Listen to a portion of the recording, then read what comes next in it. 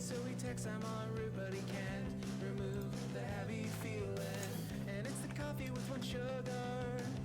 And he wonders where they took her. And the radio comes on, and he cannot help but to hear. They find a way to get her from the shadows, but we need somewhere to go to where the map shows. Mike tells and knows what he's gotta do.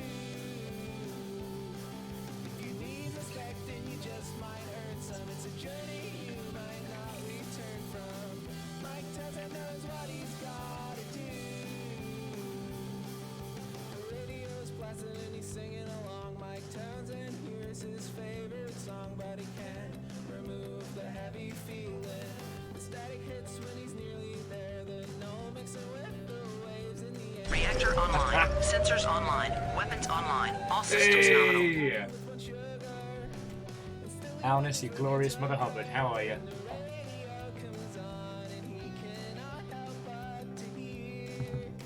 Catastros, Alness, what? Oh, friends! The potentially lurg-riddled hero returns. That's me. Reactor online. Sensors online. Weapons online. All systems nominal. Yo, good luck. Thank you. God, my voice is still a bit effect. Oh, wait, it should be... I should be just chatting. Reactor online. Sensors online. Weapons online. All systems You're just going nominal. to set a train off just by saying hello. What who? Wolfcrad, Willing Outcast, Captain Steph, Wolfie, Vanderbeest, J-Post. What, oh friends? Alright, we're doing it. Reactor We're doing this online. already. Sensors Ah! online. Weapons online. Coming to you All live systems from nominal. this quarantine bunker. It's me, strapped to a train. Let's go. Also, if anyone was looking to get off the first station of the aforementioned train, apparently, fuck you. 0 to train in no time. Alright, so, joking aside, Alness, thank you for 40 months, friend. Shaunerus with 41, Wolfcrad with 17. Does sound like I'm reading out fucking sporting results. Willing Outcast 18, Wolverhampton 0. All of you, Watto and welcome. God, I have missed you lot. Who wants to sing? I have so many stories, friends. So many stories. And before you start to worry, the gravelly edge to my voice did come from Final Night karaoke. At least, fingers crossed that's what it is. Hey! Strakes, you fucking legend! Strager, thank you. Oh, there's a fucking 1,000 bits out the gate. I did a big chip damage to Twizzler there. No, Captain Step, I'm determined. Today is the day I start finishing stories. I've got a fucking notepad, and apparently I've got something in my eye now. Well timed, Will. Brilliant. The Teenage Mutant Ninja Turtle. No! Our It's Graves, I'm trying to get Reptilian stuff out of my eye. hero Don't have do overcome the interesting Arcturian things. No, Cadastros, you are correct. I'm carried off by the train, not strapped to the train. That's important. Sorry, no. So, Vanderbeest, head of house order. Thank you for filling the pint goals. And Zagraves, thank you for gifting out 5 subs. That's fucking cool of you.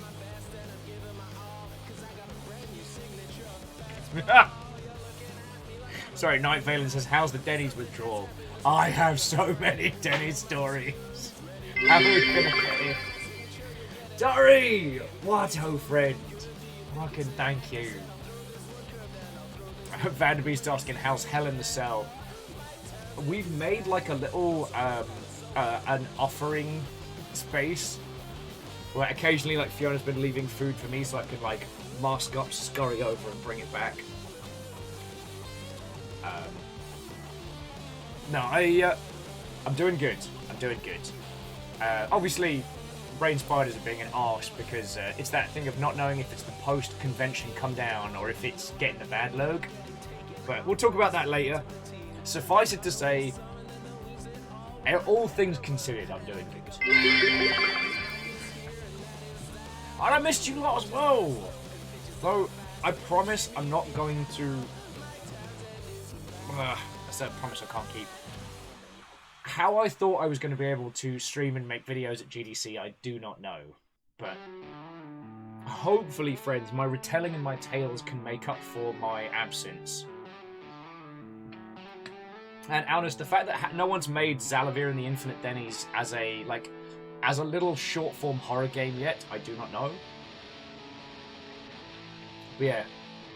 Night Veiler, Nene-chan, Miss Nomas, Cap Steps, work on the Spider Clown. Yeah. Yeah, Vanderbeast, the Bad Lurk, or the Blurg, if you will. I always thought the Lurg was an international term for being ill, yet here we are.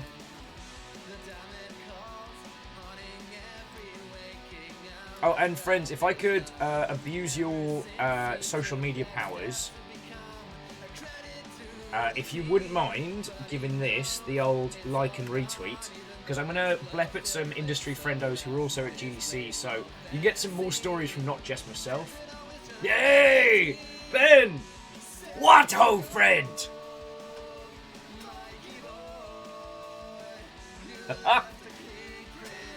God, I have missed you lot.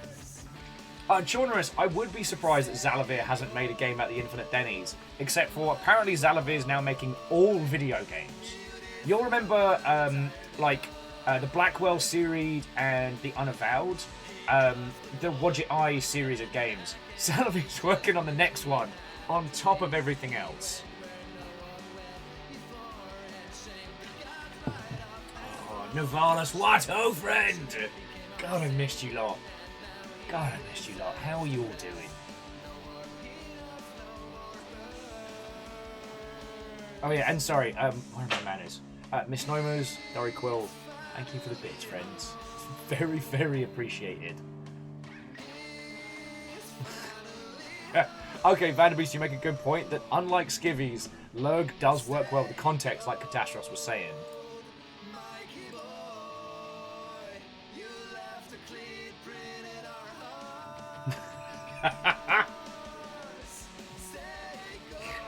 So Flair, I've only just gone live, so I haven't even started the stories of Day Zero. And, like, Flair, if you don't want to tell those stories and want to just kind of leave them over there, that's fine. But, oh boy.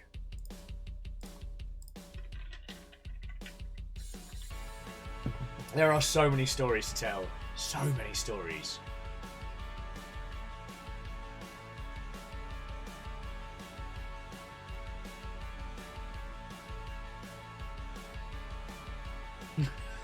Ah!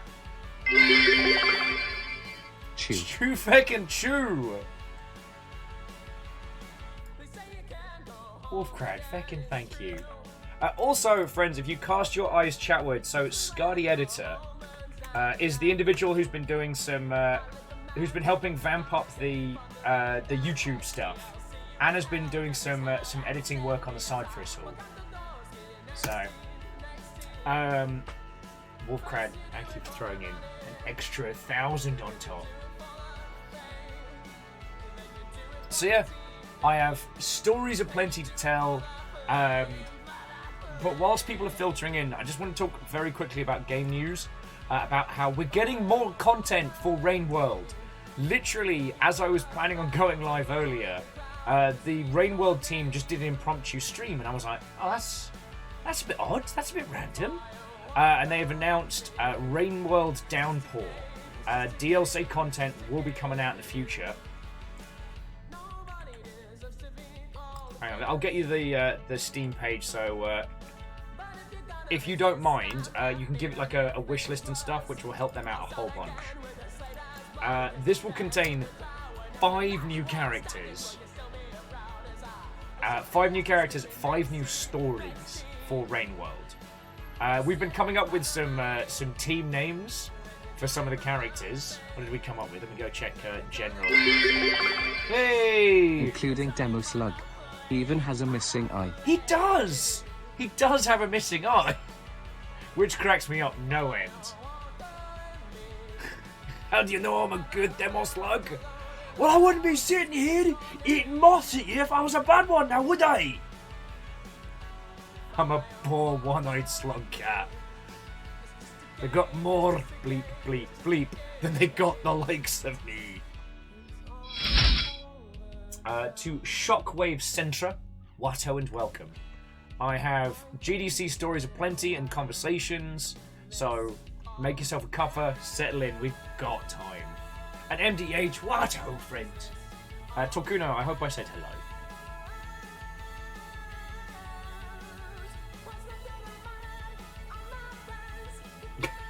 Wolfgrad, get out. Sorry, Wolfgrad was saying, I was trying to come up with some good puns about isolation, but all I could think of were inside jokes. Get out. And then please come back.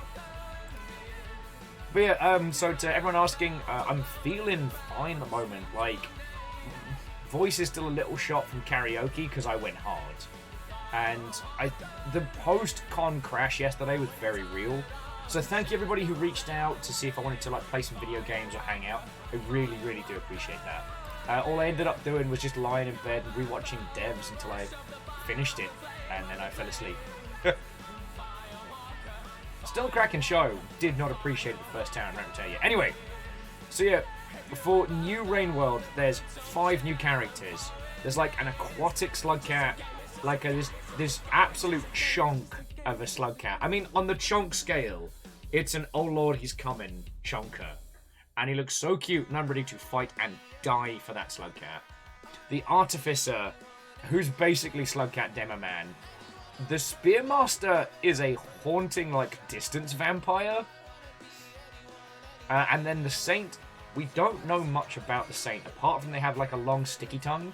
And they can kind of move around like the blue worms. Oh, Vanderbeest, my go-to karaoke bangers are Arctic Monkeys, I Bet That You Look Good on the Dance Floor, and Queen, Don't Stop Me Now. I used to be able to do Come Out and Play, but... Shackles as the Saint is proper action before. Alright, I'm trying not to jump around, because we all know I'm terrible at telling stories. But I did actually get to meet and chat with the gentleman that made the Frog Fraction series. He was a feckin' legend. And what was it? What was the term he came up with?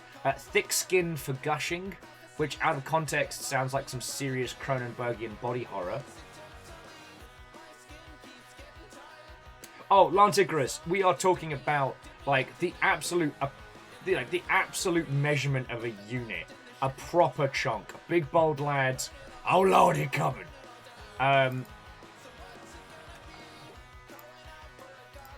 Thick skin for gushing. Catastros, I didn't get more boxes, but we've rearranged this so the floor's a lot more clear. Because basically what's happening is at night, the mattress over there, I pull it and fold it down, sleep there, then it goes up and slots back into place. So this is my little quarantine pit. This is Plague Base 4. Jackie Watto friend, hello.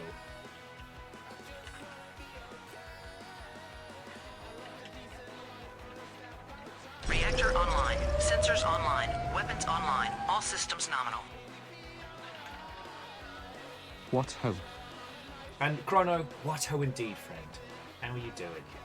For all of you who are procking these monstrous subsprees, thank you. Lance, thank you for asking. So I guess let's get the heavy stuff out of the way. Now we've talked about Downpour, because there isn't really much more to say apart from sorry. So, now, we had already planned to quarantine me after GDC, just in case I brought back like a nasty cold or flu or something. You know, just on top of the bad lurg.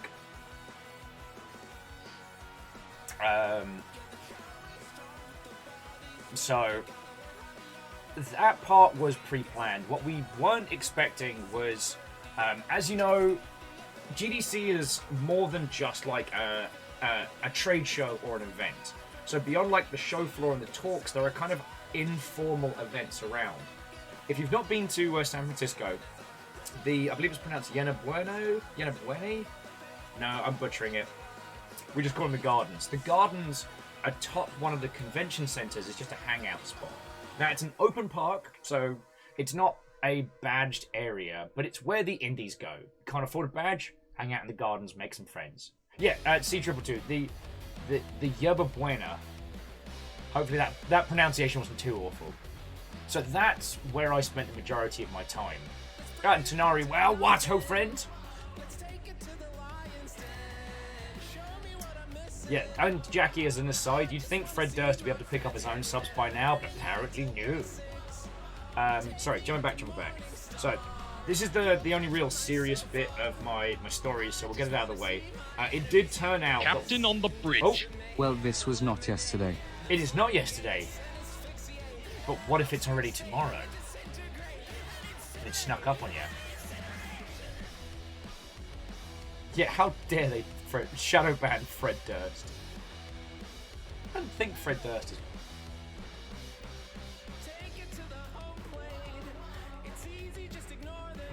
Alright, so let's get the...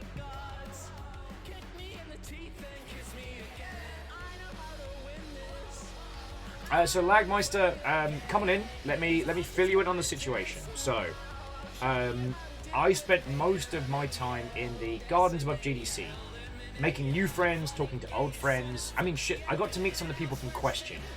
Like, I got to tell other devs about Question's games when they kept asking some of the peeps who worked there, because my keen cannot be retained.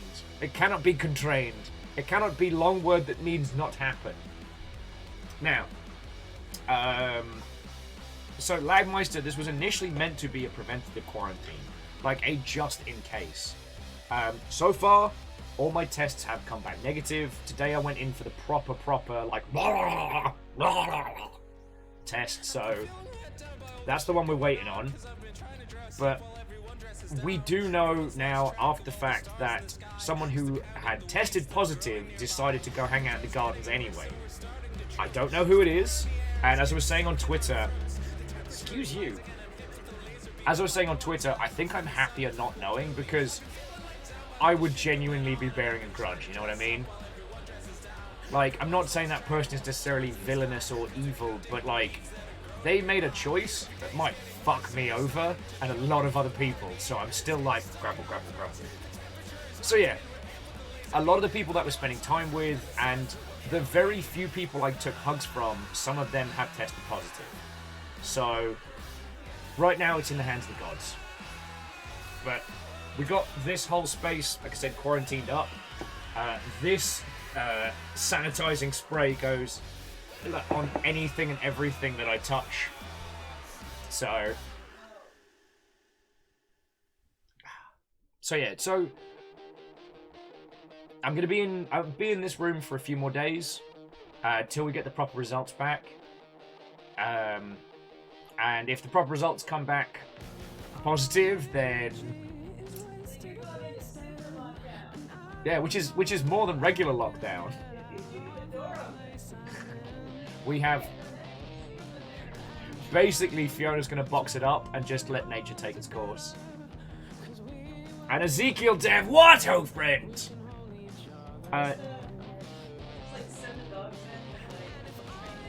Little packages.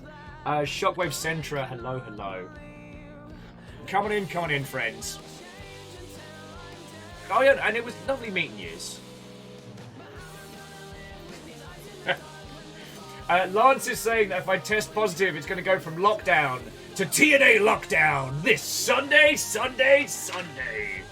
Rage in the cage, hell in the cell. It's Will against his own internal monologue. That's right, the man versus his intrusive thoughts. Let's see who wins.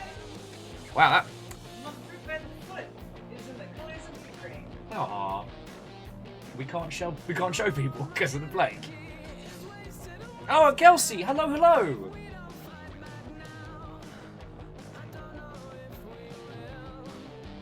Ezekiel says on the plane back there, people sound like they're feckin' dying. Yo.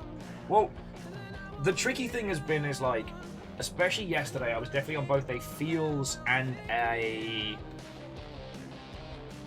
just eating fruit by the foot in front of me. I was on like a feels and energy come down. Plus, I shagged my voice singing karaoke earlier in the week, so...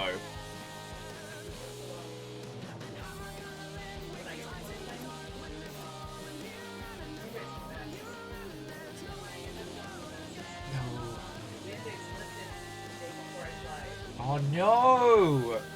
Good luck, PAX East. Good luck. I'm going full respirator on that plane. Biggs is saying I should ask Fiona about Battle Band's music. Oh! Yeah! That was dope! Alright, one story at a time, friends. One story at a time, because we know I'm... Yeah, you did. You should do that more! So... Okay, jumping back. Rilu, what ho, friend.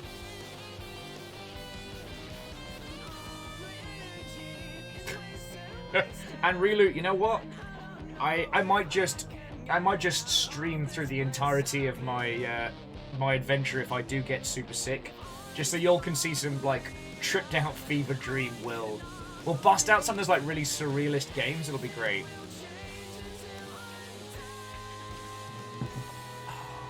And down on the dwarf, what ho, friend. Jackie, I did see your Galactic Strife from last Saturday, and I'm like, I didn't even like get back into the house until well after it was over. But I'm so glad you lot had fun. Now, Lance is saying they got SakuraCon in a couple of weeks. Here's the things that I do want to say. Like, let's get the serious stuff out of the way before I start telling you all the fun stories of drinking and shenanigans and what have you. I will say that from at least my personal experiences, like the GDC staff and the convention center was safe as houses. Your badge and your band were two separate lines, and you had to show both plus a booster.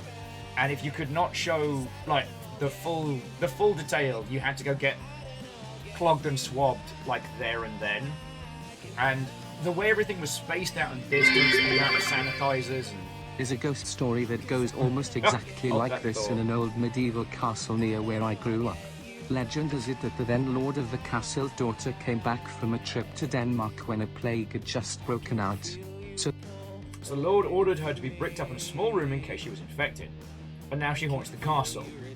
Will is reminiscent of a late medieval princess who gets the same shite again. I mean, all I really heard from that statement is you think I'm a princess, so I'll take that as a win. Catastrophe, thank you for the 200. So yeah, the things that are worth saying is, like, I mean, I can't comment on a lot of the indoor events. Like, the DNA Lounge was nice and spaced out, and it was the impromptu meets around the event was, at least for so far as I understand, is where I got exposed. So for upcoming events, it's not going to be the show floor that you'll need to worry about, which you'd think would be the risky part. It's the other stuff around. I mean, but who knows? Like I said, I'm feeling good. I'm feeling chipper. So, I just Ezekiel, blonde Viking princess. Back when the oh god, I forget the official term for it. The princess crown, that was going round. There's quite a few Princess Will drawings kicking around. Got to keep the beard. Got to keep the beard.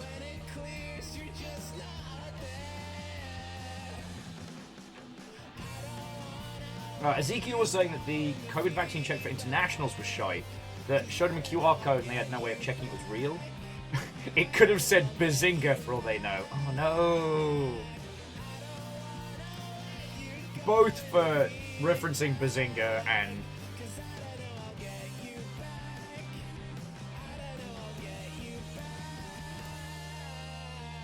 Anyway. So, friends, it has been a whole GDC. So yeah, aside from the fact that some bad words decided that they were just going to just hang out anyway, it was a lovely event. and I feckin' cannot state that enough. The vibe of this GDC was very much like a dysfunctional family reunion rather than like a pitchathon. I wasn't as involved in a lot of these circles as I would usually be. So like, as I was saying to people, usually when I do GDC, I have a feckin' binder. It has like meetings, an itinerary, it has like even my parties are planned out well in advance. And this year, having missed out the chance to see a friend in 2019, sorry if I've told you this story 5 times already, but over in 2019, sorry, I saw a friend who I used to work with at the Creative Assembly, and I was like, yo, we gotta catch up. But I was on my way to a meeting, so I was like, oh, we'll definitely hang out. And the meeting turned out to be like an ambush, like job interview for a job I did not ask for and certainly did not want. They were trying to get me to do some like they want to be a community manager for a middleware payment system, and I was just like, anyway. Having struggled through that meeting and basically just rinsed them of a few beers and some snacks before the hour was over, I tried to make contact with my friend again, and I didn't see him for the rest of GDC, and it broke my little heart a little bit. Like I'd been so focused on business. I missed out on seeing people. So for this GDC, I made a very conscious effort to have as few meetings as possible. I think I had one thing pre-booked. Ehrman says, the surprise job interview that makes you wish you stayed at Denny's. Okay. The other thing you'll need to know about this GDC is that the Denny's bits are real. This was not a running joke. To my understanding, Xavier Nelson ended up in Denny's 5 times over the course of a week, which is too much.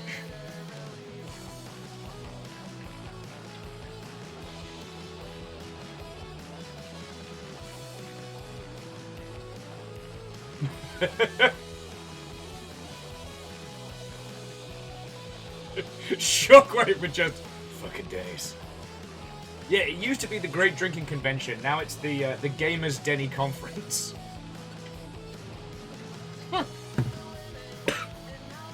Alright, Lord, you nearly got a spit take out of me there. The Denny Saga better than the Manjin Buu Saga.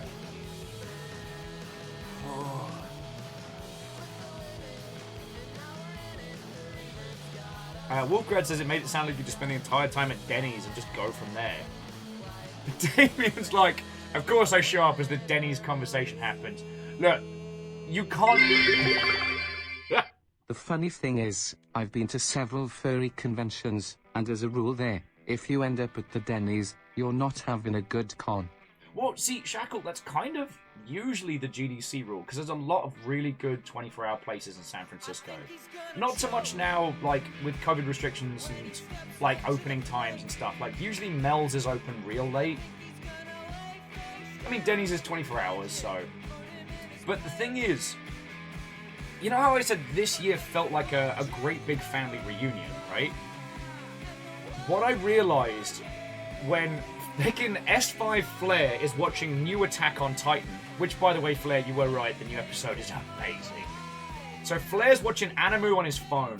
I'm like that lovely level between like kinda drunk and kinda psyched, talking to Ryan Clark about the Evangelion saga, and we're having like this mad like multi-table conversation, and I realize we are 3 a.m. drama kids in Denny's. Like, everyone's been left indoors. Everyone has been separate for so long, and all that energy has just turned us into a bunch of jumped up, sugary drama students in Denny's. And it was glorious. Yeah, Damien's correct. Like, Denny's was, like, pretty much dead the entire week aside from game devs. So it was tons of space, it was real easy to bundle everyone into. Reactor online. Sensors online. Weapons online. All systems nominal. Howdy. To Dreamer, howdy to you. Yes, I could hear you, Clem Fandango. Still got the edge to my voice.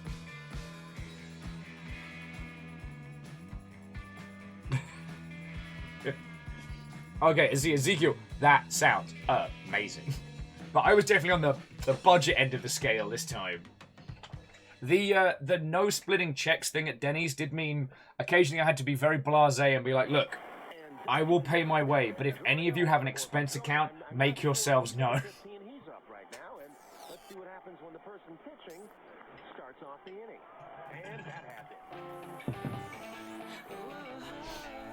And thank you kindly for the bit, Spooky Ghost.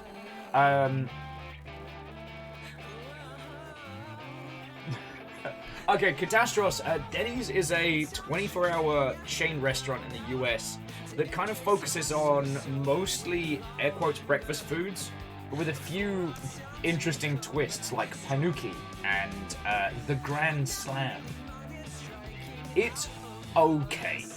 Like, it's not greasy spoon, like, constitution check food, but it's not gonna change your worldview. I did finally try the boneless chicken wings, and I believe I described them as like a liminal space but chicken, like Earth -2 chicken.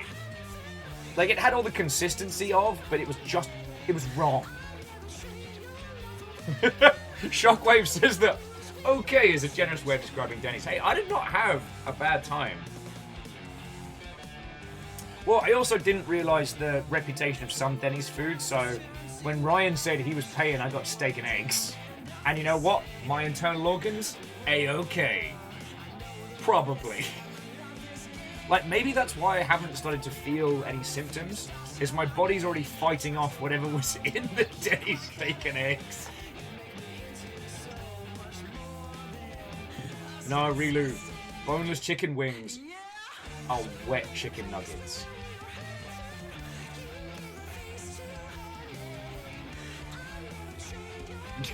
I do like, it's the place where the Denny's guy became an award-winning game dev. The fact that Zalavir became Denny's guy is one of my favourite things about this. Like, Zalavir has worked on a plethora of incredible video games. Who is, like, we've been lucky enough to kind of have access to him as a person, you know what I mean? Like, he's been on the show, we've played his games, he's been cool to just jump in chat and hang out. But you know what? Like,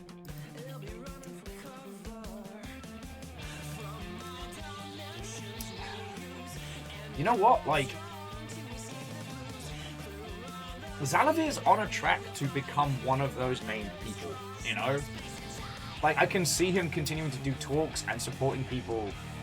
So, oh, and to JD Cynic, Watto and welcome. So, I'm glad for as much time as we've gotten to spend with him. I can definitely see as Zalavir's success increases, it's going to be... it's... Shaded Cynic, it's still there.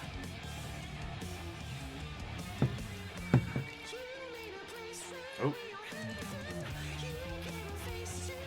Sorry, bear with me just a second. Yeah, just launching the Airport for Dogs and Hypnospace Outlaw are beautiful snapshots of weirdness, but also like the Can Android series, and I've gotten to play an early build of El Paso Elsewhere.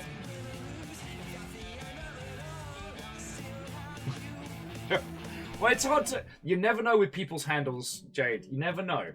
But yeah.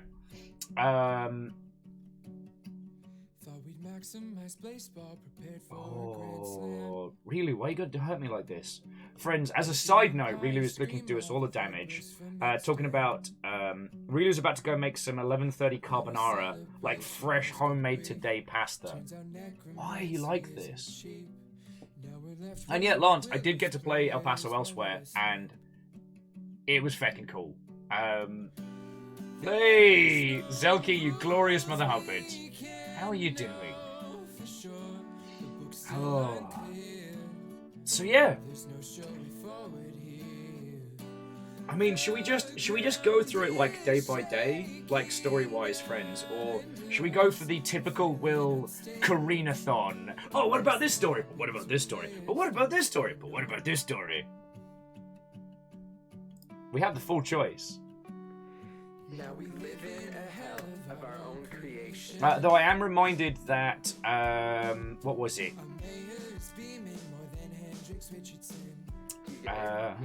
The free game up on Epic, Demon's Tilt, don't forget to get that because it's fucking incredible. It's just too much. Sorry, bear with me just a second. As I get distracted by things. Look, it's a creative, messed up, gloriously weird horror pinball game-ish. Like, sign me up, friends. Sign me up. Okay. Oh, so the answer is just yes. Okay.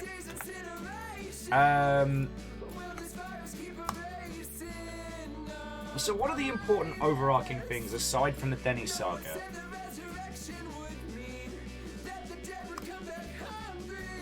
Alright, so alright, let's talk about some of the big button things. So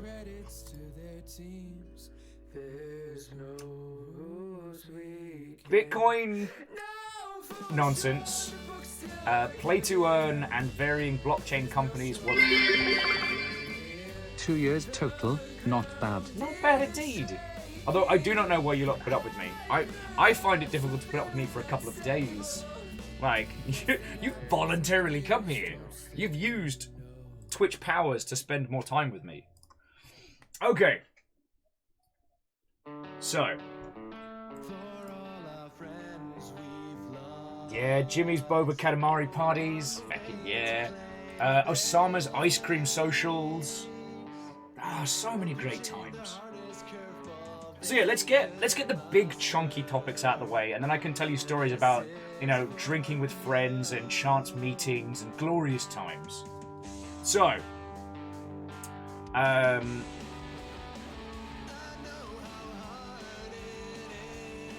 Ezekiel was just saying they got ambushed by many NFT bros at GDC. I was like, do you like an NFT? And Ezekiel's like, yeah, I make memes about the people behind them. I wasn't as confrontational as I thought I was going to be, but I think I had that air of, like, this guy doesn't have money, so we're going to leave him alone, which, frankly, I'm grateful for. I did wear my keep me out of your non-fudgeable horse shit t-shirt quite a bit. But, one of the big sponsors of GDC was a pay-to-earn company, play-to-earn company, which made things very uncomfortable.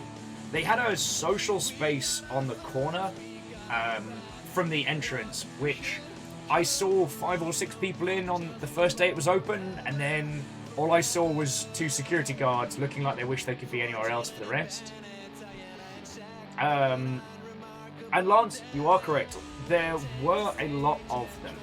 The interesting thing being was, from what I observed, all the conversations seemed to be Nufta bros to Nufta bros. The dislike and disgust of the play-to-earn model and just the we'll put your nonsense in NFTs was palpable. You could taste it in the air how unwelcome they were. Though the one that did break my heart was Storybook Brawl. Storybook Brawl, as you well know, once a very popular game, and not just on the internet but with us personally, got purchased up by a GDC company, by an NFT company. And I went by the first day the show floor was open, and you could tell who was from the Nufta side and who was from dev side, and the dev side's people looked so dejected.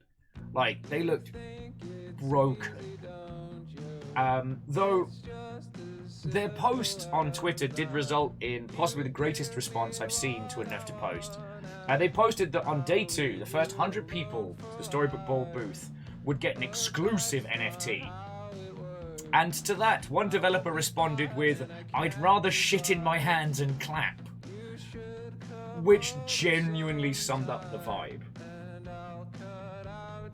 So, honestly, it looks like this might be the last gasp of the Nufta stuff before the crash really hits them. Like, a lot of this stuff was probably paid for well in advance. So now we're seeing that side of the industry nosedive. It's going to be interesting to see how that plays out.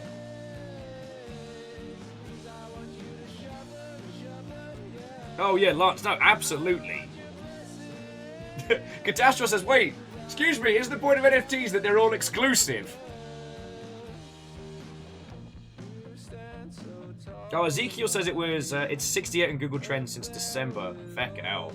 And Zakam Watto?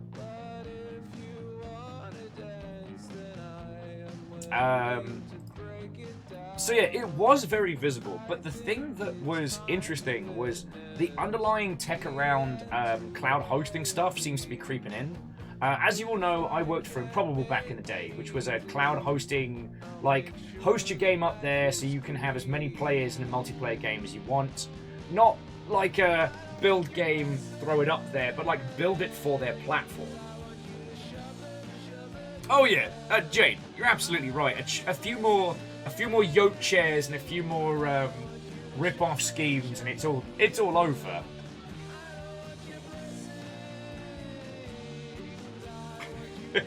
Sorry, just Salem was adding that Storybook Brawl's Steam chart looks consistent.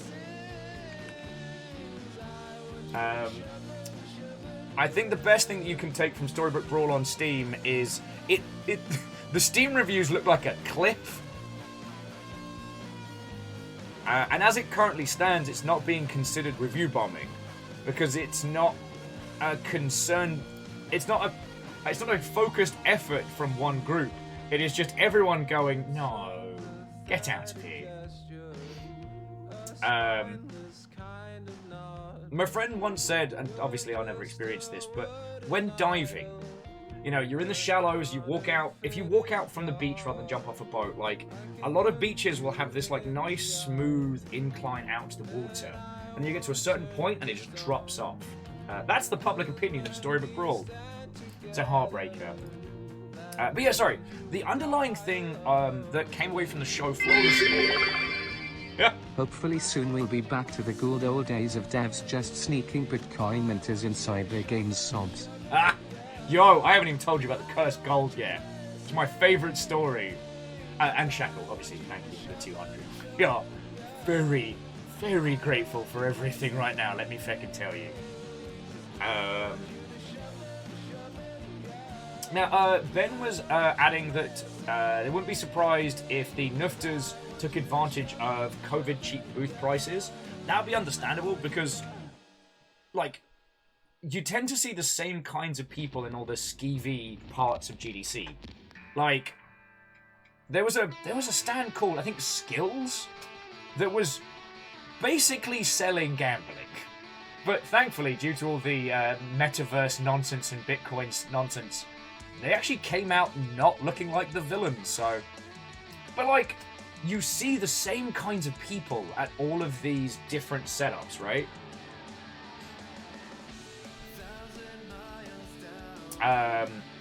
And the interesting thing about the Nufters space, it was not the same people.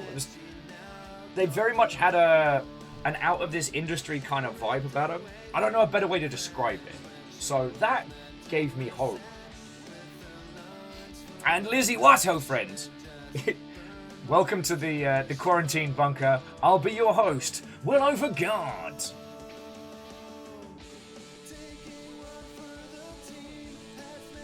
Trying to make sure. My love, have you got anything on the download at the moment?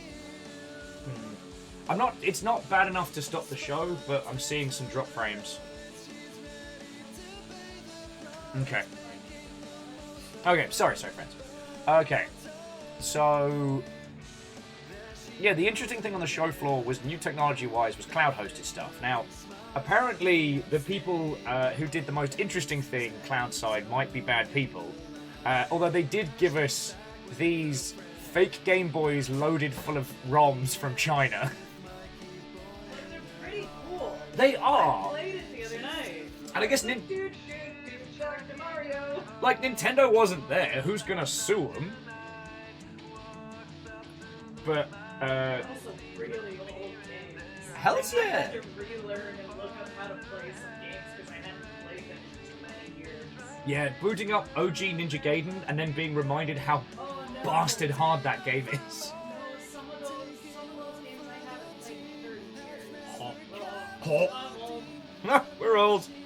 At this point, 30 years ago, I was 7.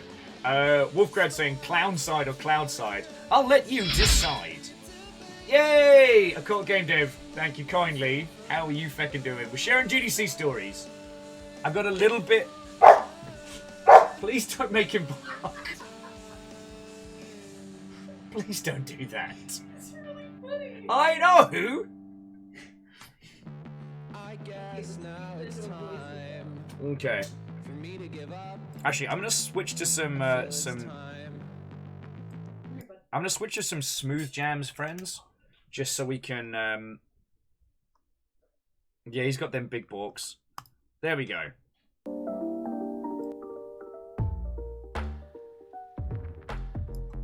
Flair, Fiona loved the little Game Boy. So, like, again, thank you for helping us score a couple of those. So, actually, the company who gave this out, again, I need to check in because Eric was saying that they might be very shisty people, so I don't want to promote them directly. But one of the cool pieces of kit we got given out was this.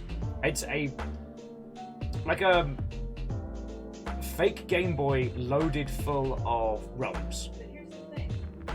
If they turn out to be shitty people, you take an alcohol swab and you're just... Yeah, just clean those builds right off. Although the company's pitch was really interesting. So this is where I was talking about like the whole cloud compute doing interesting things. So this company, what they do is they let you use their server farms for compiling. So let's say someone's fucked the build badly and you've got to get this sorted and fixed, but you have a huge setup that's going to take ages. Like either be a very complex way of doing things or just a huge amount of data you have to compile to get the game up and running. So what you do is you contact these peeps and they go, don't worry about it. Just use, we'll use virtual servers, jobs are good. And I thought that was a really cool idea. Like, I still remember a very good friend of mine, Chris, who was the build engineer at a project I worked with. And I still remember they implemented an achievement, just one achievement, and it was just meant to be the play one battle with this particular unit. And it was meant to be part of one of those Steam summer sales back when they used to do stuff. Well, something went wrong, and this achievement just fucked everything. And they had to like test, fix, compile, because the Steam sale was happening in a day. Like this thing had to be like tested, checked, and thrown out the door as quick as. And I think Chris worked 40 hours without sleep. Because he was the build engineer. It wasn't even his fault. Alright, he might have snoozed in between builds, but yeah.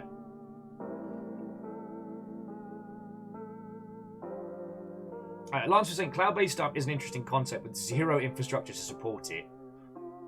The thing is, whilst I can't talk about my time in Improbable, and I can't talk a lot about my interactions, what I can say is that I do like the theory of it. The idea that if you make a game and it suddenly gets very, very successful, that you don't have to worry about the whole thing crashing because of your success.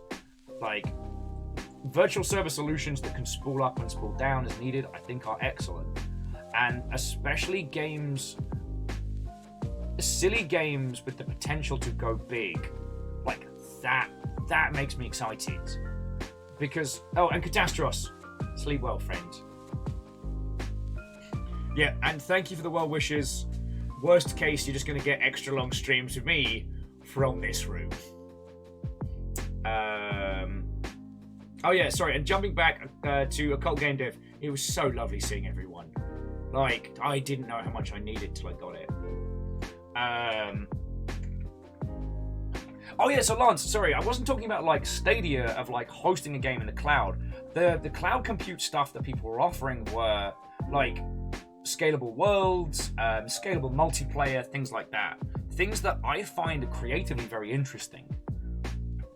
So it was lovely to see those little like movements forward, like tucked away between the nufters.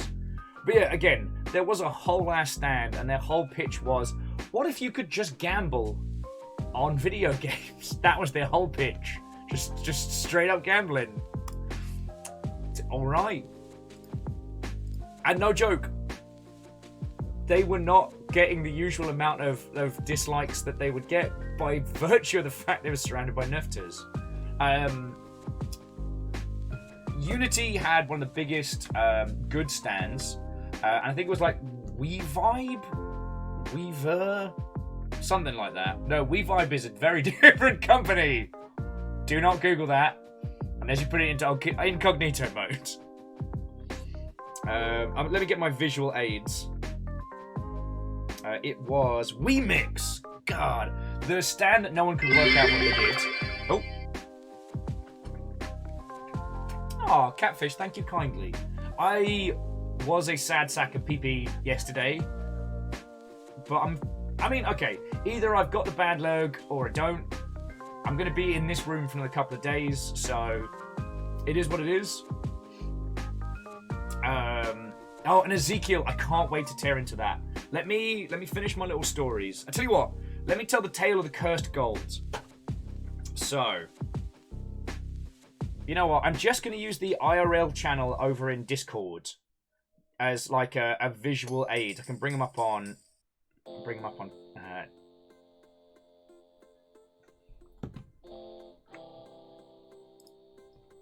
Yeah, here we go.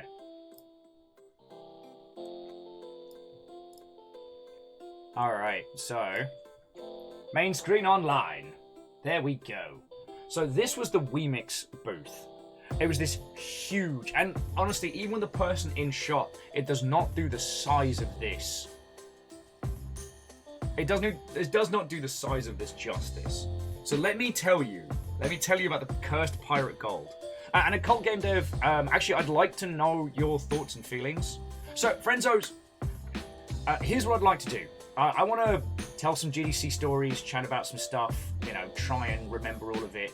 Like, you're all hitting on a bunch of things from GDC I'd like to talk about. So if you don't mind, like, chilling and illing, then, like, Occult Game Dev, I'd love to hear your experiences, because as someone who doesn't work with Unity, like, I'd love to know, like, just because Occult Game Dev was saying they only had 2 Unity experts, or 2 to 4 around, so there was always a huge line, which is interesting. Alright, so, this was the WeMix booth. And this is where I encountered the cursed pirate gold. So, alright, so we've done the rounds. You know, we've seen the booths, we've chatted with some people that we were interested in, we've ignored as much as we can the people trying to shill, you know, metaverse paid nonsense and whatnot. So we're doing well. But I come across this booth, and you can just see the edge of it there. Hang on, let me see if there's a... Let me see if I took a better one that shows... Okay, so you're just going to have to take my word for this one, dear friends. I do apologize. So, this booth was big NFTs. They were pitching all sorts of pay-to-earn games, how you could use their stuff to pay to earn. It was incredibly nebulous, you know, lots of big flashy CGI trailers with nothing else. But yeah, this booth was bigger than Unity. It was this massive screen. And the thing is, like, this weird little Enterprise bridge was at the center of it, and on the back of this this little bench, this little starship bridge, I saw gold. I saw the glint of it first before I knew what it was, and I went on over, and again, let me just pop this over here. It was these faux bitcoins. Now look at that. That is ridiculous. I also noticed that the coin is a D and not a B. I'll let you interpret that however you would like. But here's the thing. So, alright. The fake Game Boys. And any of like the big merch at GDC. Now, those are saved usually as executive gifts or biz dev gifts, or as an incentivization. So the idea is that, you know, if you want the big shiny, you've got to talk to the rep, and then the rep has a chance to pitch you on the thing, and yada yada yada.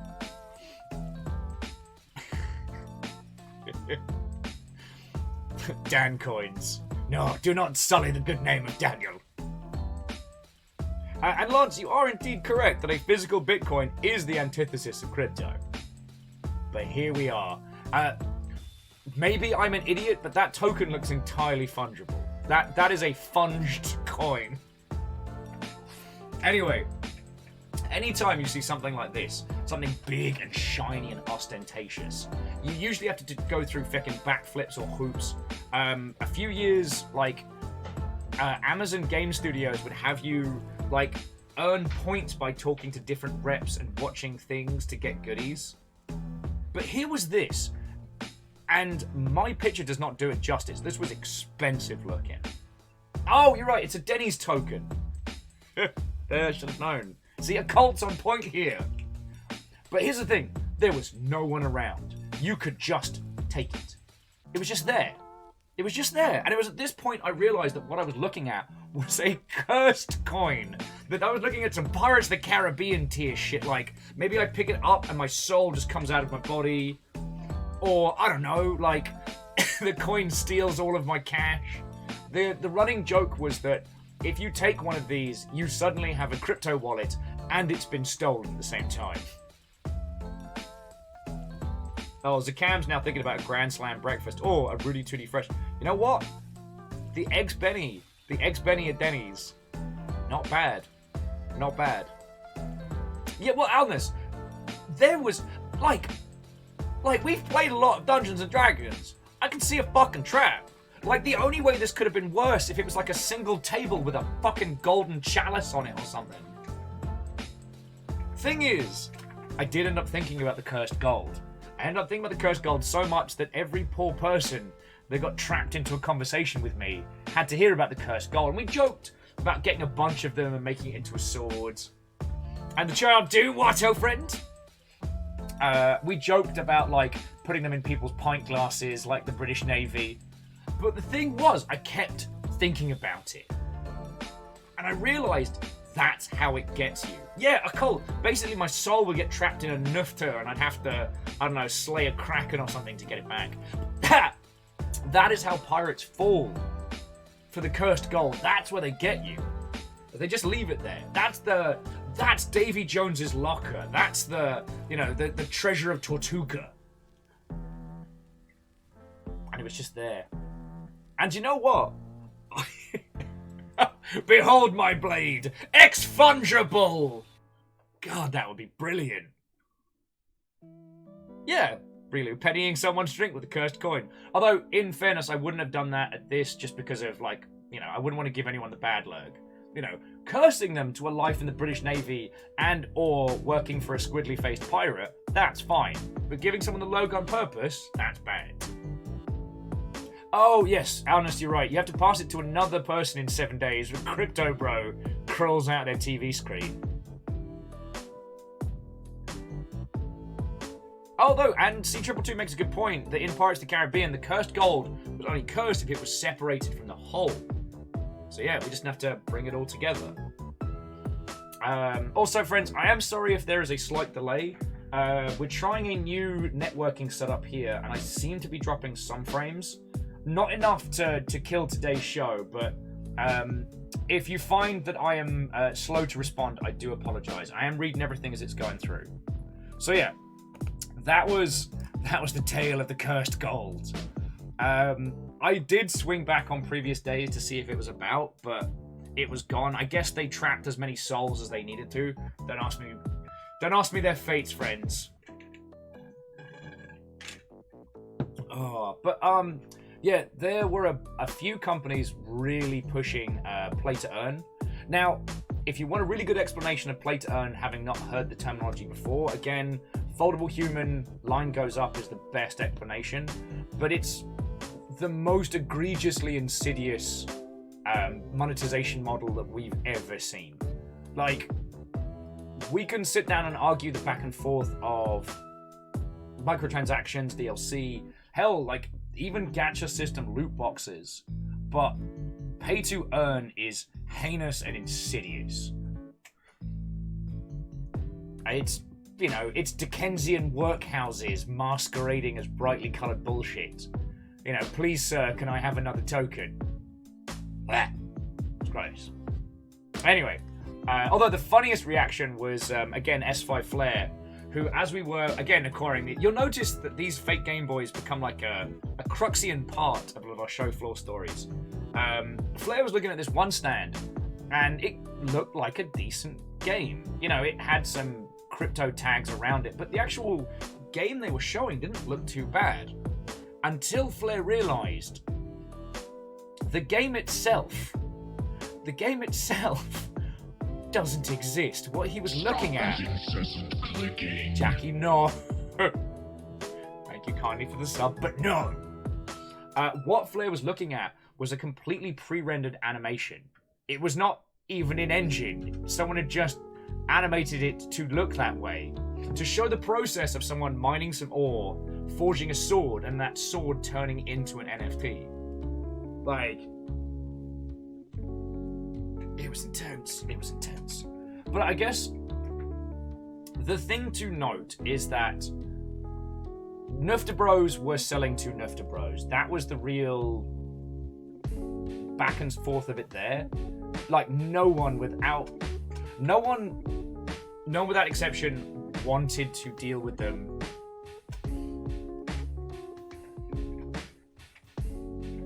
So that gave me hope.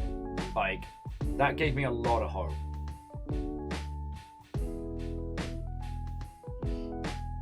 Oh. Deus, no! Deus is like, but pay to earn provides players with a sense of pride and accomplishment for unlocking token.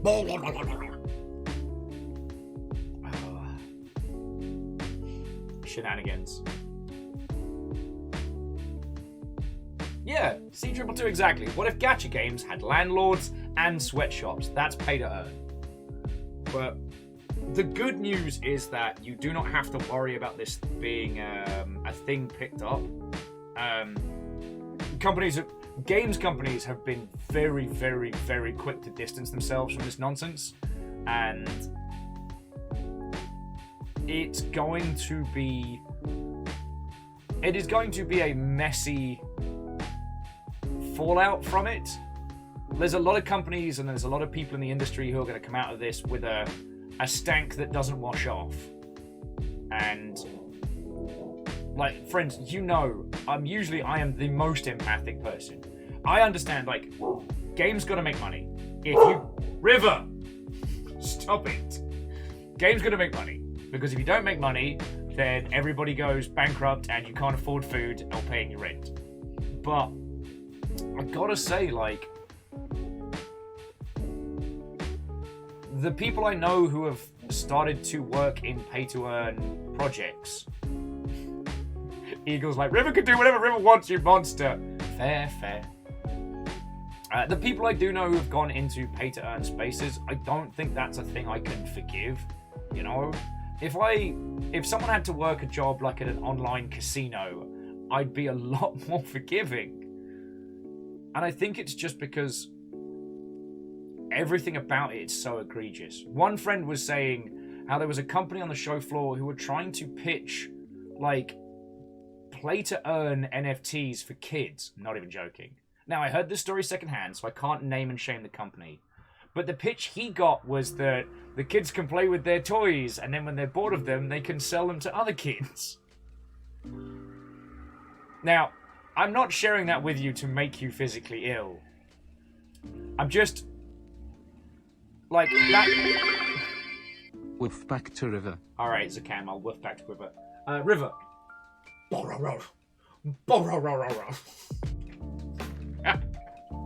Yeah, no, it's fucking heinous. However, I can't give you anything more than my shamanistic assurance that, like, this isn't the paradigm shift. This is the last grasp of a scam on its final legs. This is everyone's bought magic beans and now they've realized the beans are worthless. The emperor has no clothes. And so now everyone's desperately trying to sell their invisible clothes collection. So...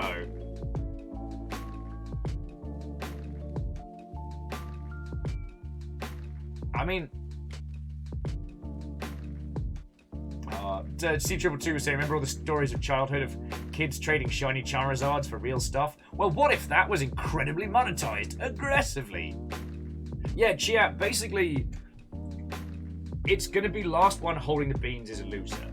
And what was fascinating was how out of place everyone was.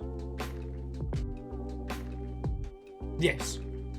Now, Shackle, like, thank you for reposting that one. I don't think anyone here is under any estimations, but...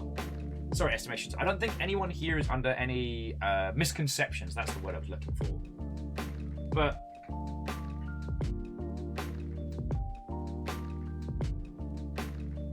there's definitely a case of...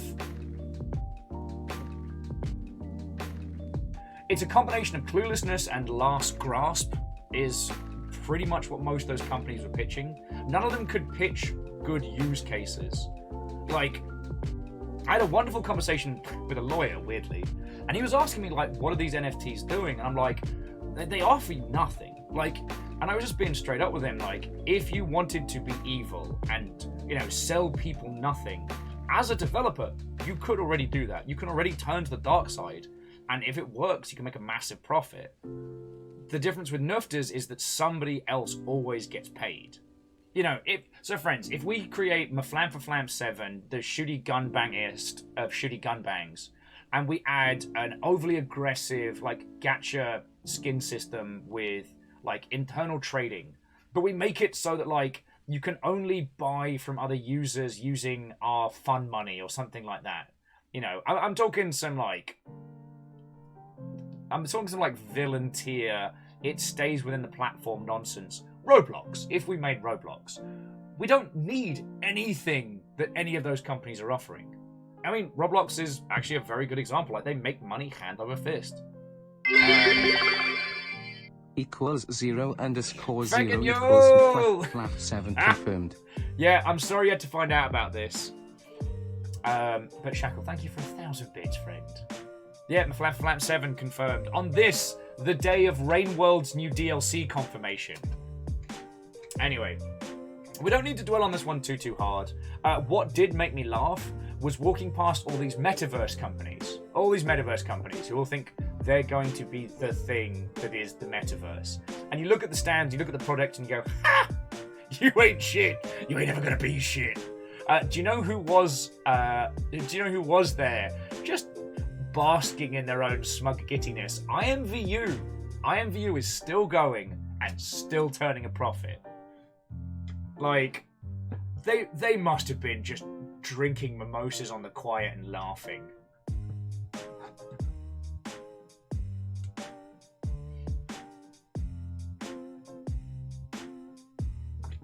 Yeah, so...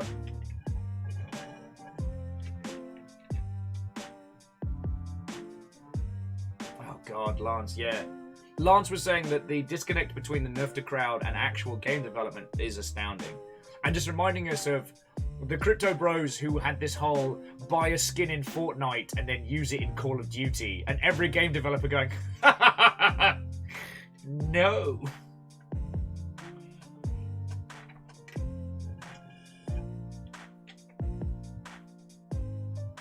Occult Game Dev, I did actually meet some, air quotes, Roblox developers, and, like, the ones I spoke to were not poor indies, if you know what I'm saying. Sorry, bear with me just a second, friends. Apologies on this.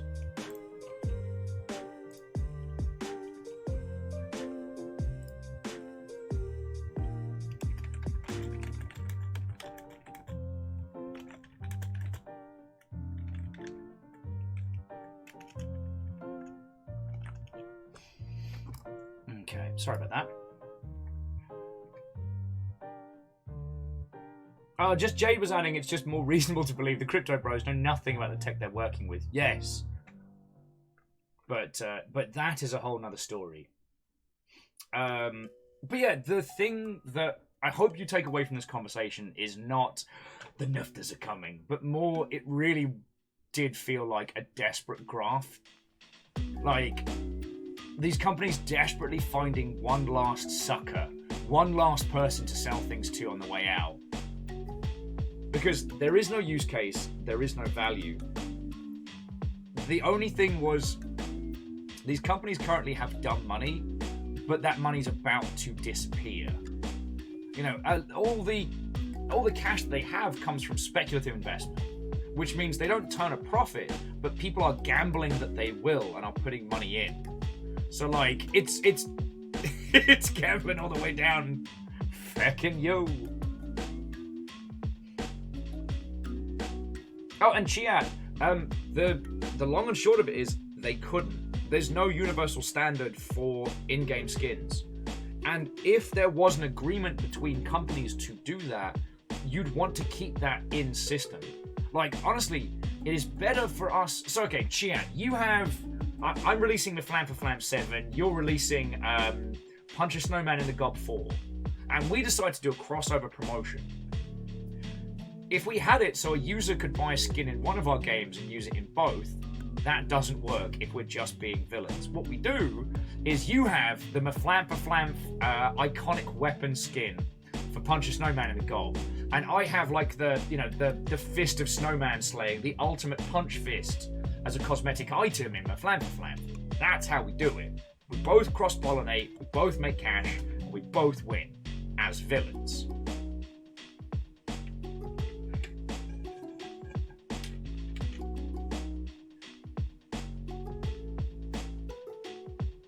I mean, see, the reason why I do not ultimate punch fist, Eagle Lives, there you go, there's your weekend project. But the thing is, if we wanted to do the kind of things that Nufters are pitching in our big AAA game, we just do it ourselves. I was talking about this at great length with McElray Films as we were walking to the Indies in the Park meet, that FIFA already makes money hand over fist. Like, FIFA does not need to turn their cards into Nufters. In fact, the overhead costs of minting every one of those cards is extortionate. Whereas you could just not make all of the money. It doesn't even make evil sense. Do you know what I mean?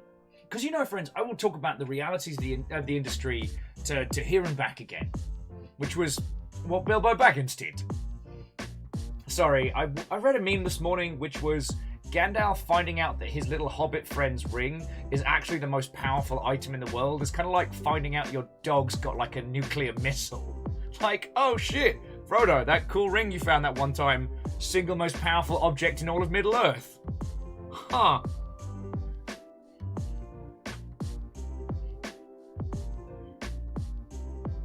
Yeah. Anyway, like I said, it's gloriously cathartic to wail on the Nuft a lot, and I do so enjoy it. But I hope what you take away from this, friends, is that don't worry, the industry isn't pivoting to Nufters.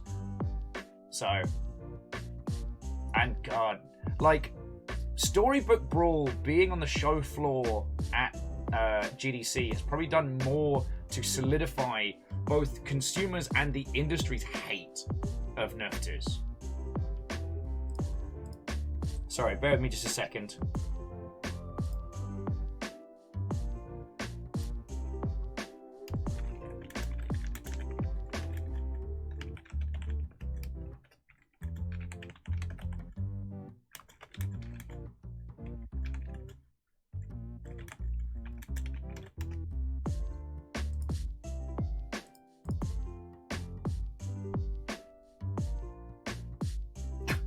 Sorry, so Cam was adding that the fact that Bilbo found it from Gollum would mean your dog's fleas had a 0-point energy weapon.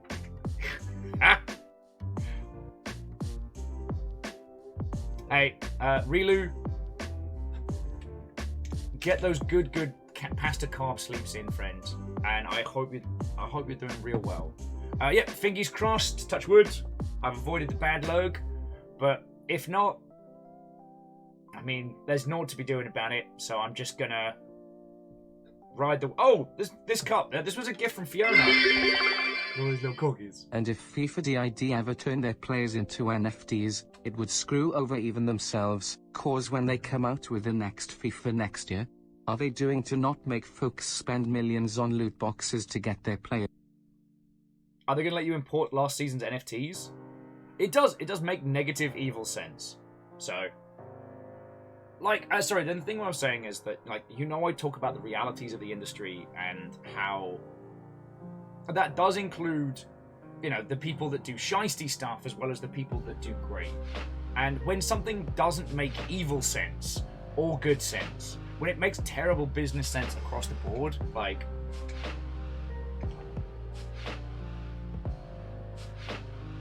Anyway, and sorry, and Shackle, thank you for 200 Vanderbeest. Thank you so much. Alright, like... Heckin' yo. Okay, so let's do Will's Stories by the Day. Day 0. Guess who got sunburnt? Me. I'm kind of a little glad because as GDC would go on, it was very obvious that a larger portion of us exceedingly pasty folks forgot somewhat done burn bad good. And by Friday, the amount of charred faces in the gardens was visible. Like, and I ain't throwing shade, I got burnt first.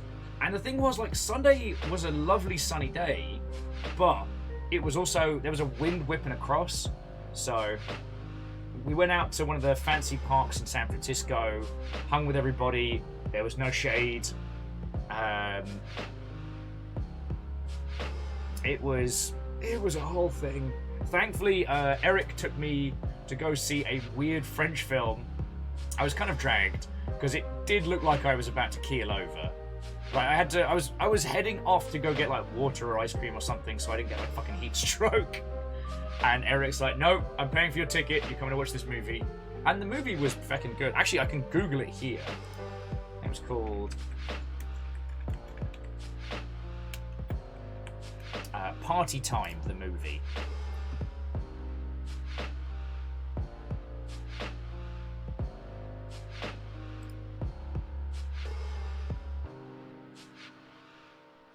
No, that's definitely not it.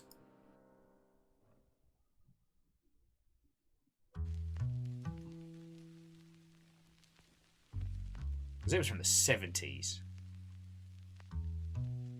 Alright, so apparently they remade it? Ugh. Alright, I'm not going into the paint of IMDb. Anyway, watched the movie, didn't get heat stroke, did get sunburn a lot.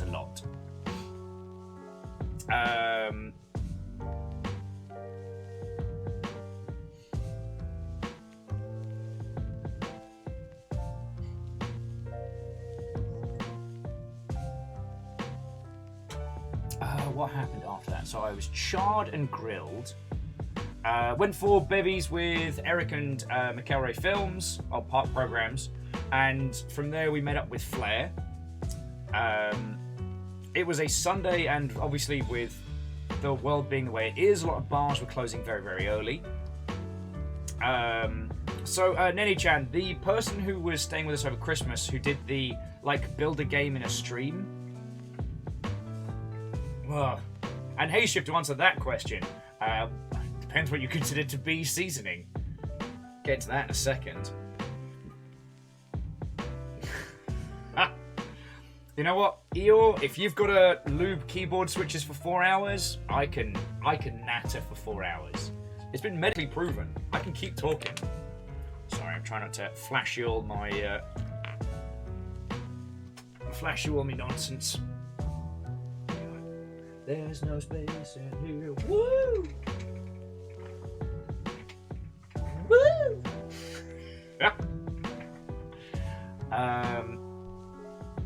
If your natter lasts longer than 4 hours, consult a physician. Oh yeah, what can I say? Sun's out, guns out. Would anyone like to know which way it is to the beach? It's that way!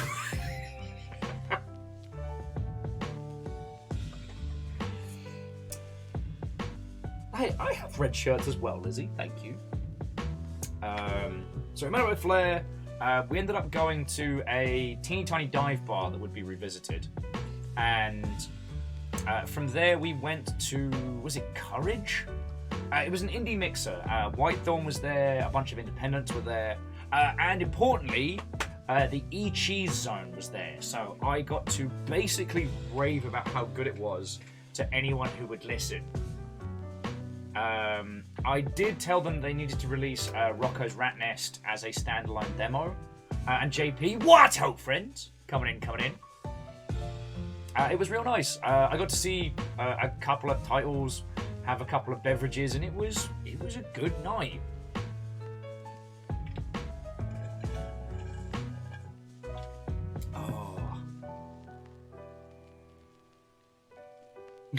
Deus is saying I've got the only video on Rocco's Rat's Nest. And we can't help it if it's the best. Can't help it. Well, JP, stay a while and listen. Stay a while and listen.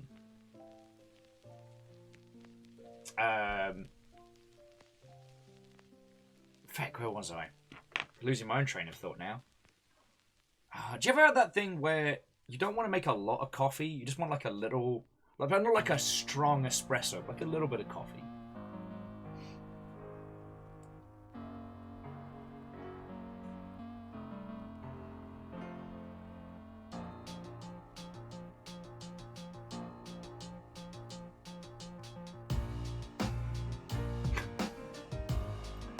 Yeah, espresso for the win. And Chia, Rocco's Rat's Nest is not the sequel to Rocco's Modern Life. So let me grab you the Ichi Zone. You all ain't ready for this. So, the Ichi Zone has not been released, but it is potentially coming out in a couple of months on International Cheese Day. And it is a sadistic party game. The idea is that you and your friends would put this on for like a house party or for like a group stream. And you have to work out how to clear the Ichi Zone. Now, it's meant to be like a fake game that's attached to like cereal or, you know, snacks. It's like a Chex Quest kind of thing. But the game was never finished. So you have to go through all the weird, broken nonsense of the game to try and clear it. And this means learning the game's rules. Well then, a surprise Monday stream. Surprise indeed, my friend. I have GDC stories and nowhere else to be. Because I've still got, like I said, I got properly tested for the bad lurg this morning. So we'll know, God, yeah, we'll know in a day or two. So I'm in this room for a bit. All right. But for those of you that didn't see the Rocco's Rat Nest, and Deus, if you want to drop the link to your video in. So yeah, there'd be rules like, whatever you do, don't left click, only right click, except when it tells you to right click, in which case double click left. Like these weird asinine rules that you have to discover and unfurl in different parts as you continue through. And when you feck up, it gives you a 50, as in, sorry, it's been changed to 45. But a 45-minute countdown timer. Now, if you play the little mini game, you can speed it up very, very quickly. But if you do nothing, it's 45 minutes to wait after each mistake. It is sadistic, it is twisted, and it is brilliant. It's like, people talk about punk games, but the Ichi Zone is truly punk. And so it was really great to meet the creators of that. They were aware of my existence, which made me feel so happy.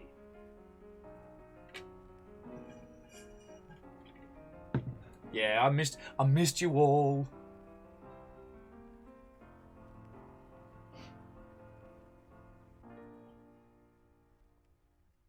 I missed you all. Lots. Yeah.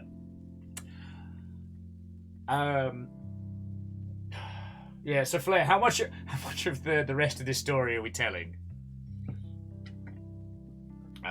Because, like, I got to catch up with a lot of lovely people at that particular event, as well as also my friend Wolfgang, who's over at Poppyworks. Okay, friends, I'm going to try not to do this because it's the jerkiest thing you can do when you're in games. But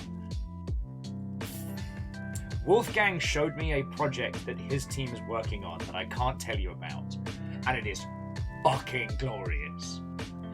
Some of you remember Wolfgang was the one that sponsored our itch.io spending spree. He was the one that gave us just $200 just to spend on itch.io indie titles. Netney-chan, I did rep G3 and GDC. I haven't had a chance to do a follow-up to see if we've got any new pilots, but it's still open. If you want to rep a games company, and build a Gundam to decide the fate of the industry. You still can.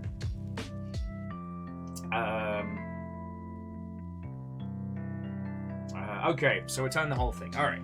So, I told you we went from a dive bar to an event. This was how day 0 got scary. So, after the event finished, we were hanging out with some of the individuals from Whitethorn, who you'll know from some of the cracking games that they published. And we all decide, let's go for a beverage. We're not quite ready to call it a night. Now, was this a smart move? No. Is going hard on day 0 a bad idea? Yes. There we were. So we try and go to the W. It's closed. We try and go to the Death Star bar. It's closed. And we're like, well, feck. So the Whitethorn people peel off. We're like, where shall we go? That's like, it was the best move. You know what? You're the only person who's allowed to decide whether it was good or bad. So we go back to the dive bar. And I need you all to understand, this wasn't like a facsimile of a dive bar, or like a place that has kind of like the beer and that rough aesthetic, but it's really just a regular kind of bar or pub. Stop that incessant Oh! clicking. Also, whoever that was from House Carl, you feckin' legend, thank you. Did I just go? No, we're still going. Still got more tunes. So, we head back to the dive bar, and we're just drinking. Now, we're not going hard. Flair's drinking the old Guinness and whiskey drop shot. And thank you, Zordon. I'm on G&Ts, and we're just having a natter and a hangout. And as we go to leave the bar, it's like every drink in the greater San Francisco area hits Flair. Like someone had just cast like spell of hard boot. Yeah, no, Flair, you didn't go hard either.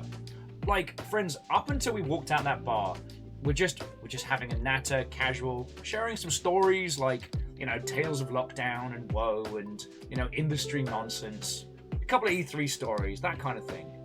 We step outside and Flair goes from fine to gone. Like a switch got hit. And it was bad. Initially, we're going to try and take Flair back to like one of the hotels, like to someone's hotel so he can recover. Yeah, Ultrazenic, no, they cast Greater Inebriate. And yeah, Flair was gone. He fell, we couldn't get him back up. He was being profusely sick. And so we had to make the danger call of like, all right, ambulance or no ambulance?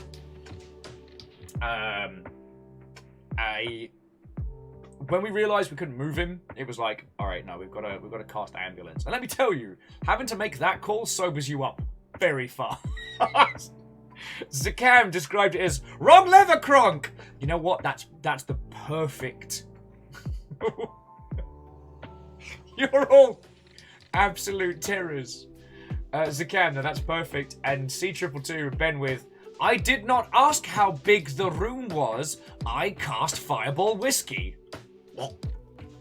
Actually, as a small aside, combining dry cider with Fireball Whiskey is tasty.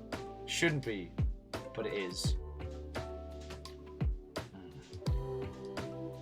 Anyway. It goes from naught to full on. And it is bad.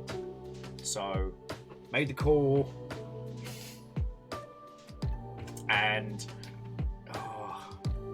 so day one, I have been sunburnt, I have drunk too much, I'm now sober and cold, I might add, because my beer jacket goes with the sobriety, and we've just put a friendo in an ambulance, and like, at this point, like, we don't know. Thankfully, Flair was okay, friends, as you can see, he's in chat, but like, at this point, it's like, is he in real danger? And also, have we just bankrupted our friend?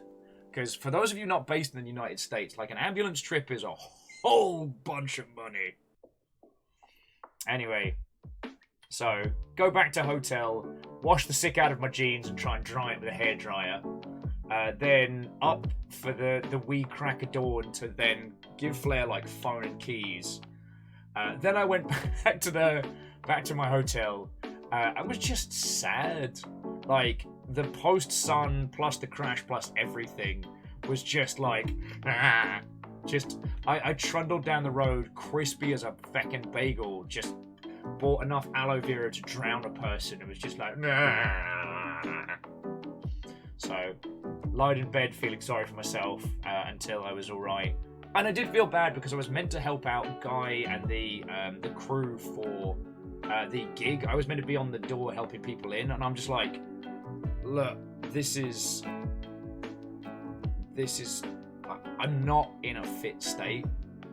Like, it wasn't even hangover because, like, okay, sorry, for those of you who aren't drinkers, if you can be sobered up very quickly, which does sometimes help with hangovers, if your body receives a huge hit of adrenaline.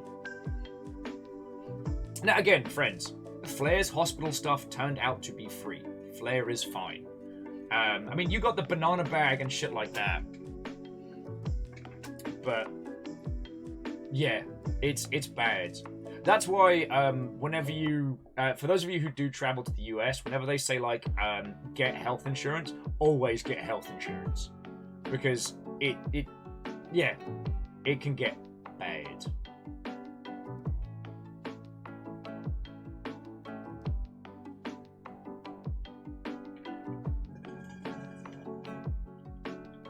And Flair, I'm super happy.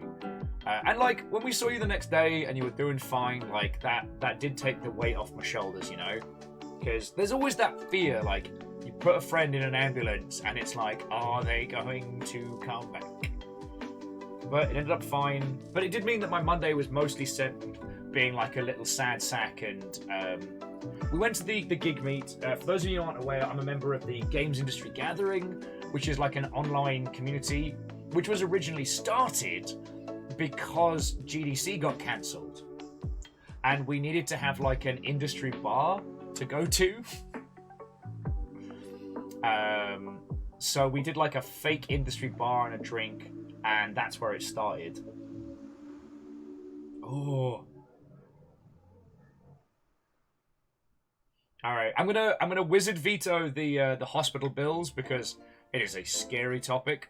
I'm not saying that. I'm obviously not saying I approve. Like, friends, I only just managed to get health insurance this year. The only reason I'm not in massive medical debt is because when I broke my hand, I was homeless and I couldn't work. So thankfully, Seattle has a charity for covering that. But you know, if I'd had another big injury like that again, then whoopsie doodle. Guess I'll just die.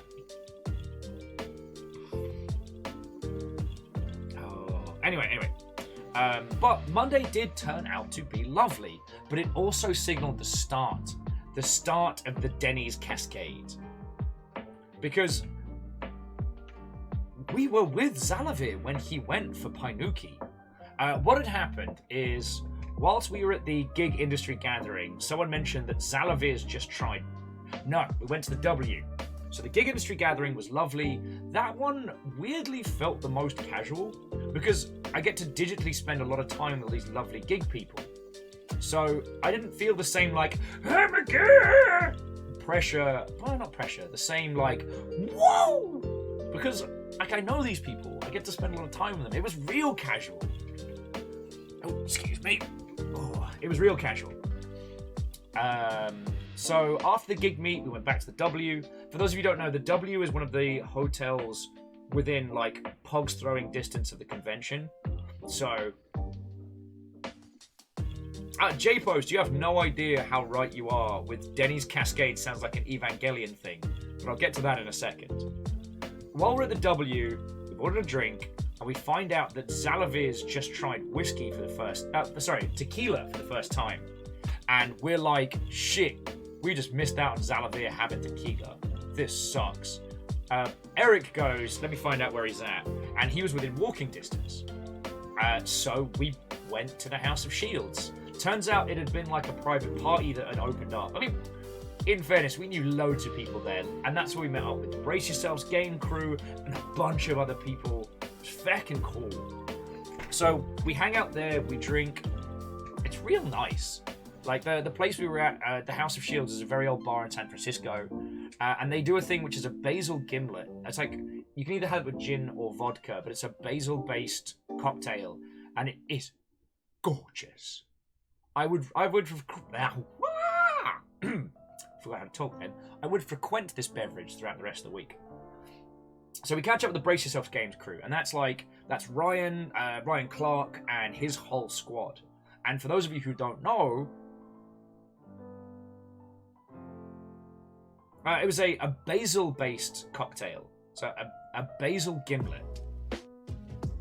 A basil, I should say then. Basil gimlet. Basil. Let me have this. Anyway, we meet up with Ryan Clark and the crew. For those of you who don't know, Brace Yourself Games are the people who are making the Phantom Brigade. You know, giant bloody robots.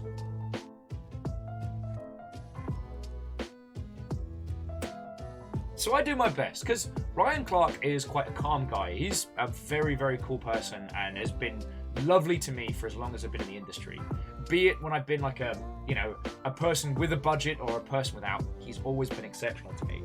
And the Animu conversation comes up. Zalavir was upstairs, we chatted a little. I met one of the gentlemen who worked on Cook Serve Delicious. It was lovely. So I come back down and I'm talking to some of the people that Ryan works with, because those lovely Mother Hubbards watched our stream of Phantom Brigade and loved it. And hey! I think someone just responded to me there. That's weird. I mean, outside the window. Laura, how are you doing? I'm telling GDC stories. So, the Animu conversation going on was, they were having one of those like controversial take kind of conversations. They were asking me like, what do you think of Demon Slayer? And I looked at their faces and there was nothing I could tell from them, so I just said very evenly, it's very pretty. Now, I've watched Demon Slayer, I've enjoyed it, but it's very pretty. There's nothing about it which will shock or amaze you, but it's gorgeous. Like, the protagonist is like, spin the wheel of powers! He can smell really good. He tries hard and he can smell really good. Okay. Laura, I would be honoured. I've got tales aplenty. So we get chatting, and we get talking about, like, the big shows, like the big Animu shows right now. So, like, Ranking of Kings, and I guess Odd Taxi was last year, but it still warrants talking about. Final season of Attack on Titan. I'm really enjoying it. Oh, actually, just as a quick aside, Sadlin, Stringer Please, when is the thing going live? And when can we share it? When is the stuff and things?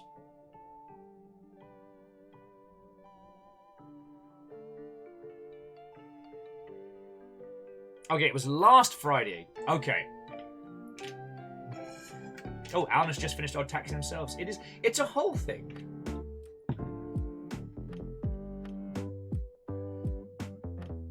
Oh, Stringer Please, I would love it if you would share the VODs. Friends, Stringer Please and Sadlin did a retro show on the Penny Arcade channel last Friday. I haven't had the chance to watch it, so I'm going to kind of bookmark it away for myself. Anyway, so we get talking stuff. And... Oh, JP, the One Piece stories were on the last day of GDC. Where I think I might have actually formed a One Piece in-universe pirate crew with a friend. The ship was called, was it The One Day? There's a flag and everything now. What? Alright, I can hear you all staring at me. Let me get... This is only Monday. We haven't even finished Monday stories yet. I'm gonna have to take a coffee break. My throat's still shagged from feckin' karaoke. Okay.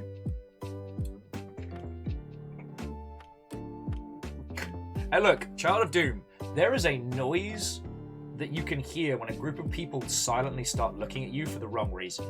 I can't explain it, like the Seattle accent. I can't explain it, but I know it exists, alright? Anyway. So we're talking anime, and the subject of Evangelion comes up, and I'm like, you know what? I'm a huge fan. I love how it all ended and came together. And they're like, oh, Ryan's a big fan of Evangelion too. And I'm like, what?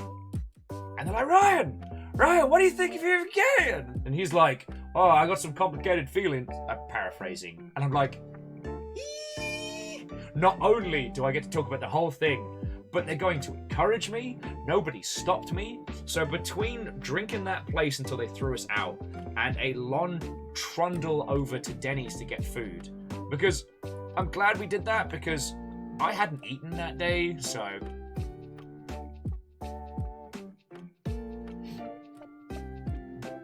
Yay! Alright, there's the squad. Hang on. I'm just gonna... Ah! Sorry! What? I want to bookmark it for later. Don't judge me.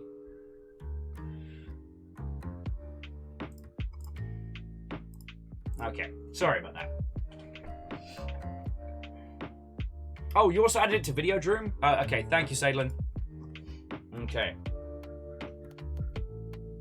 Stringers are good to hit 2 seconds of free music. Yup. Alright, so...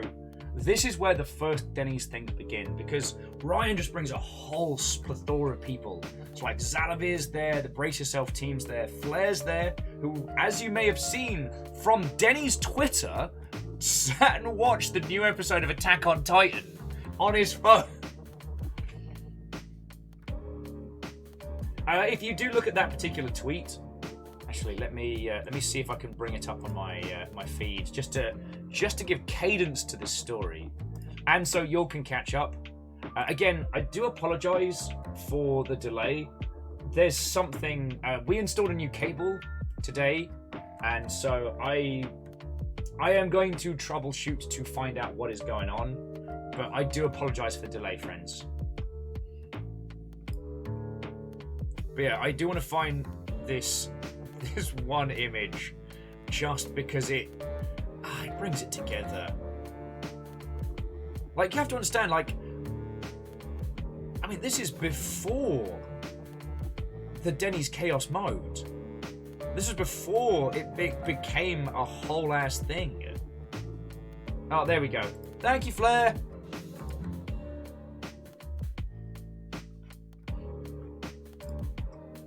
Alright, so let me bring this up on main. And it's... some folks are really here watching anime at Denny's in 1 in the morning, which Flair was. Friends, this would go on to be retweeted by the official Denny's account. So there we go, there's nice and close. But wait, what's that in the top right-hand corner? It's my sunburnt as fuck face. It looks like I'm straining. That's just how crispy pink I was. Burnt to a crisp. Now, the thing I'm trying to remember is, had Zalavir been to Denny's earlier in the day or not? Was that the start of the Denny's Cascade? Because I'm trying to remember if that was the second visit that day or the first.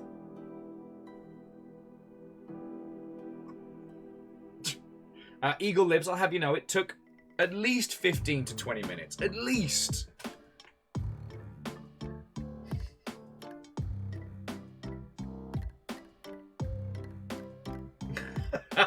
Oh no, Deus says seconded, researched.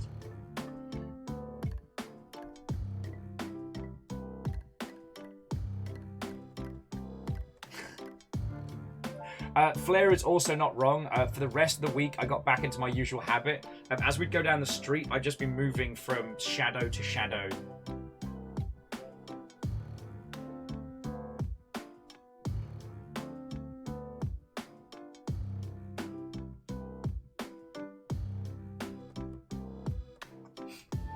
Okay, sorry, where was I?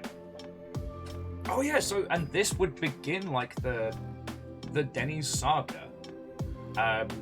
Zalavir got Painuki, which turns out is a real thing and not just a Denny's meme. Supposedly you're meant to make like a big cookie in like a skillet and then put like pie or ice cream or stuff in it. I'd never heard of it before. Apparently it's a real thing. But, like I said, myself and Ryan talked at great length about, like, the meaning of Evangelion and how, like, the 86th is a good show, but doesn't have the weight and the oomph.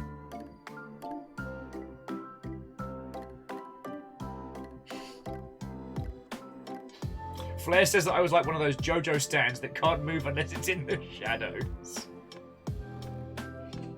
Night Valen says, do you meet the Denny's guy on the organ trader Sims? Well, at this point, he wasn't the Denny's guy. Like, at this point, it had begun. Oh, okay, so when you said second... Wait, no, I was there for Painuki. Yeah, so the Painuki behind me was happening whilst my burnt-ass face was there. And honestly, the Painuki looked pretty interesting.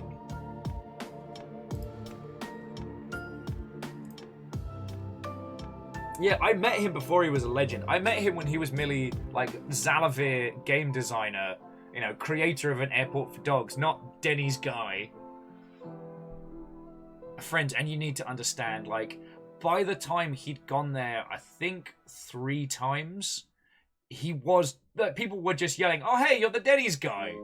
Like, Thursday and Friday, it was everywhere.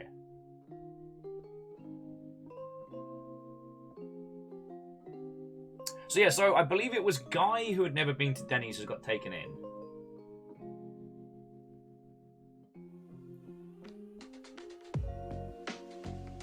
I have to think about it. Because, like, trying to chart the entire week of GDC just based on, like, Denny's events.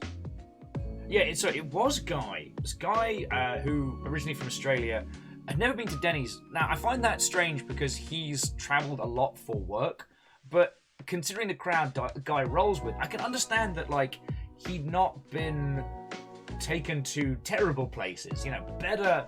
You know, if you want to get breakfast food at any time of day in Seattle before lockdown, you go to Beth's. Like, that's just what it is. And I want to say cute dog, but cute doc, I believe, would be the pronunciation. Hello and welcome. Thank you kindly for the follow.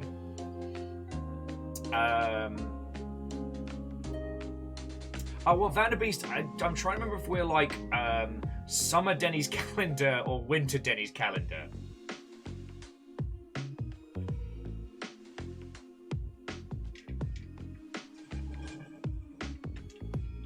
Yeah, rest in pepperoni, the hurricane.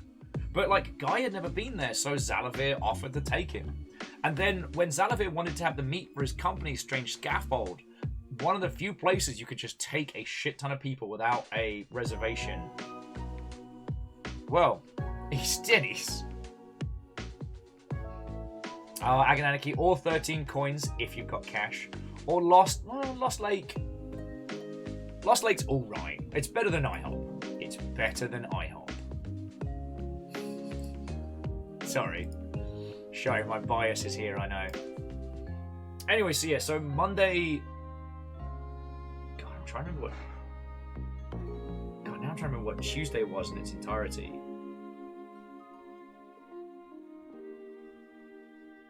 God, I might need to make a cup of tea, friends. We're getting up to the 2-hour mark, and we've only covered Monday in its entirety.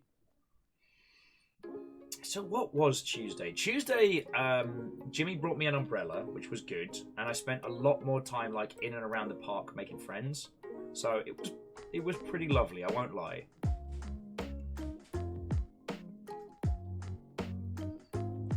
Oh yeah, and Neo Shadow, you're absolutely right that like Denny's is the go-to place for like loud kids and students because they do not give a hot feck as long as you're paying. And I know I said this at the beginning, but I wish I could have recorded it for you all on that first night, that Monday, because we had peak, like, drama kids energy. We had that, like, whoa, people enthusiasm that can only be extruded by jumped up, over-caffeinated drama kids. And it was lovely. It was genuinely lovely. Like I said, the Denny's joke did persist around GDC, and they're already talking about for PAX East what will be the Denny's equivalent. But, like, it was genuinely nice. I mean, the food, it's all right. It's nothing to write home about. It's, you know, I ordered item, one food. Deus PAX East isn't for a month, I believe. It's the other reason why I'm quarantining, is even if I hadn't been exposed, you know, the idea was to keep me here, make sure I don't have, like, a cough or a cold or anything, so Fiona doesn't get sick before doing, like... Because PAX East was the last event before lockdown. Gotta make sure she doesn't miss the first returning. Oh, okay, friends, there is one thing I do need to say as an aside. And I'm gonna make a cup of tea or something and just well, I'll ask. But Fiona, could make me like a coffee or a tea, please? My throat's all sore, because I've talked too much for a week. There is one thing that I do want to say. If you are going to PAX East, please, like, do not do what we did. Stay hydrated. Don't drink too much. You're gonna be like, oh, you know, I'm a PAX professional. I've done these back and forth, but I assure you, the keen vibe, the background radiation level of enthusiasm, we're not inoculated for it anymore. Like, it's going to seep into a lot of pores. Yeah, and Shockwave, you're right. Get some sleep. Like, I'm shocked at my intake of alcohol versus how little sleep I got, versus the fact that I basically switched to what TikTok refers to as snake meal, where I eat one big meal every day and that's it. Which tended to be, more often than not, a late night Denny's.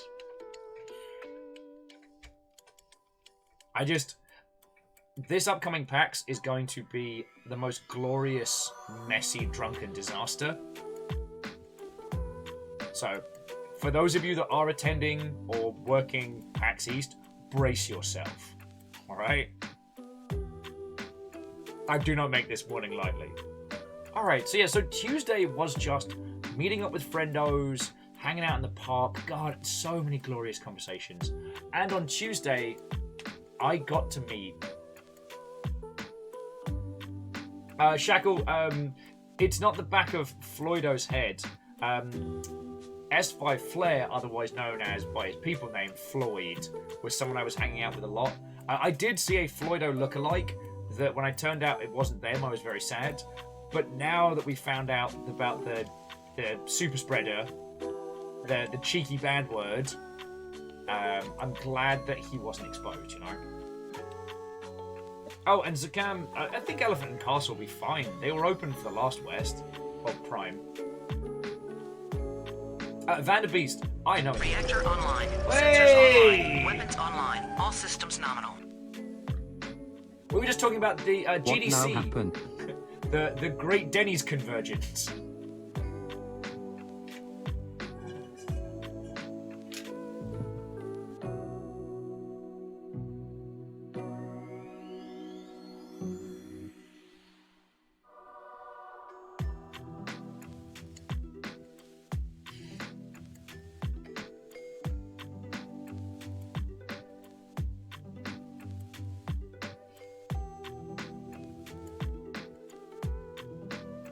Okay, so Tuesday, yes, lots of conversations, lots of hangouts. God. Oh no! Cold game. Also, Jackie, nice. To a cult game dev, GDC stands for Giving Developers COVID. No! Oh, that one hurt me. That hurt me in the cheap seats. Gavin saying, most important question, did I have a good time? Yes. It felt so wonderful to be part of the industry again proper, and to see so many people who are just exceptional friends. I got to spend a couple of evenings like drinking and hanging out with my friend Stephanie. Steph was hanging out with us on Wednesday and Thursday night. And Stephanie was one of like the people I looked up to when I joined the industry, and they've been at like Blizzard on Diablo, they're now over at CD Projekt Red, like, they're a feckin' cool person. And so we actually just got to hang out and drink. It's feckin' lovely. Had some weird quirky merch come back. which I'm just covering up the brand because Park Programs reckons they're bad people. And I don't doubt him, I just haven't had the chance to research. Fake Game Boys that were preloaded with games, which I'm sure they had permission from Nintendo to put on here. I'm sure they didn't just put a bunch of shiesty ROMs on, because that would be bad. So Child of Doom, here was one of the best things that started happening on Tuesday and happened throughout the week. I got to meet some of the developers of Blackout Club. I got to meet a couple of people from Question, and they were just lovely people. They put up with me gushing about their projects so much. And what was interesting is one of the two devs I was hanging out with was someone who had been a Blackout Club fan and joined the project right towards the end to work on a thing. They didn't tell me what the thing is, so I can't even give you Friendly Aid secrets. But it was just, it was so cool. Look, I wasn't going to call you out. Like, I didn't want to say, that's a person from Question. But it was lovely meeting you. And by the powers invested in me by me, I get to do this. Both.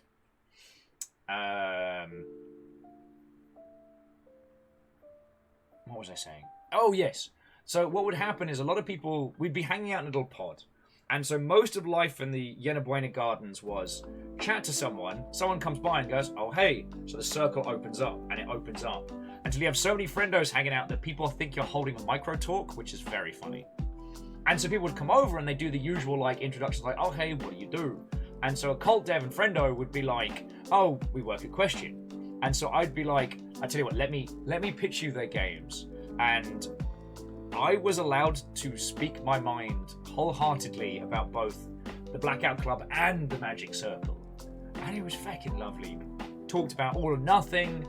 We solved the world's ills in games several times over. Probably should have written it down. No, it was just so nice. And so Tuesday night, though, I did go off-site. A very good friend who we were supposed to be going and having like a little tiki drinks with, because there's some tiki bars I've not been to. They broke their ankle on the Sunday. I had a feeling to the occult game dev. I had a feeling it was you, but again, I don't like. People are more than welcome to irk and lurk as they see fit. Went to go see a friendo off-site, which was Star Saint Germain, who worked on Hollow Vista, which is a gorgeous game. Sadly, I think it's only available on on iOS titles. Oh yeah, Ben, abso-fucking-lutely, we should bring a dry, like a whiteboard, just so that we can like keep people apprised of the topics. Especially on Friday when we all started theory designing the Katamari survival game. Sorry, friends, the stories are going to jump around. It's alright. You can draw your own timelines. No! I'm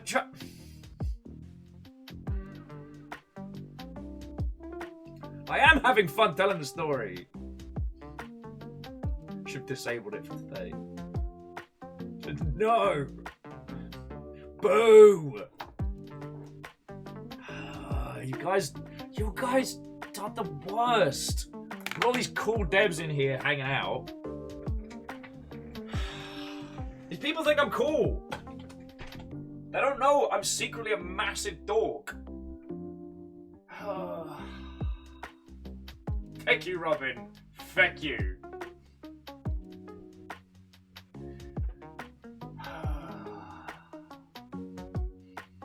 Hoppacha!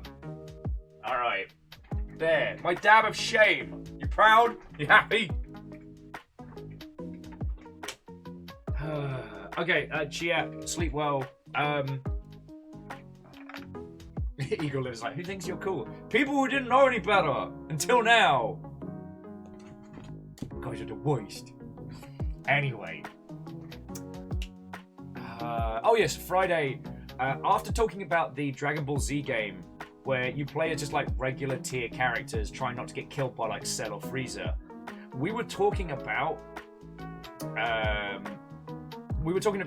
the idea of what a Katamari Damacy survival game would be. So it's Katamari played from the perspective of a regular person. As the game starts, you hear this little ball going through the grass like na na na na na na na na. And then as it progresses, the goal is to be the last person not crushed up by the ball. And you've got like the king of the universe looming over the whole match. As you're seeing like entire skyscrapers crack and fold in. Brilliant. That was when we were hanging out with the Frog Fractions guy. And we made friends with a really, really cool dev person who's working on like a build your own battleships game, which is really fun. And it's a... Oh, God, yeah, I have so many catch-ups to do.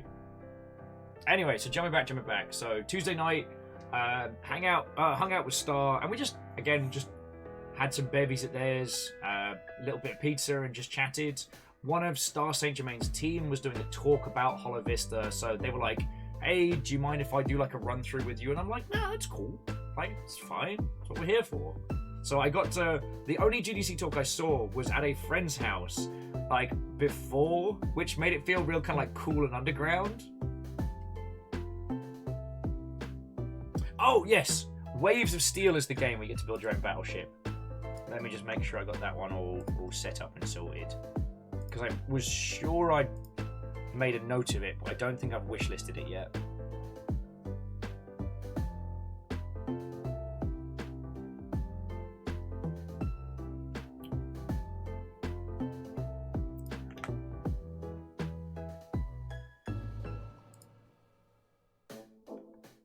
Yeah, there we go.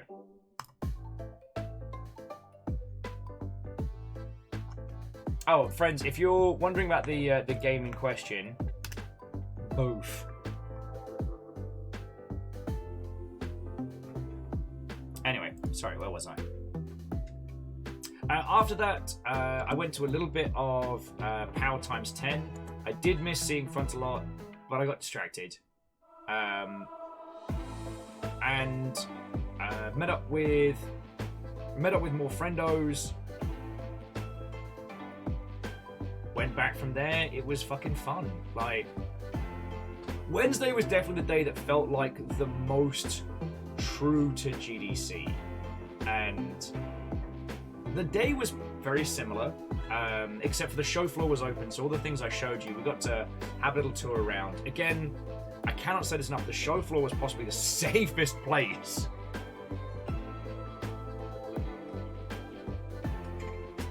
Like, oh, and Fearless, what, oh friend, hello. Fearless got to introduce me to all his very cool friends who are like super games industry legends.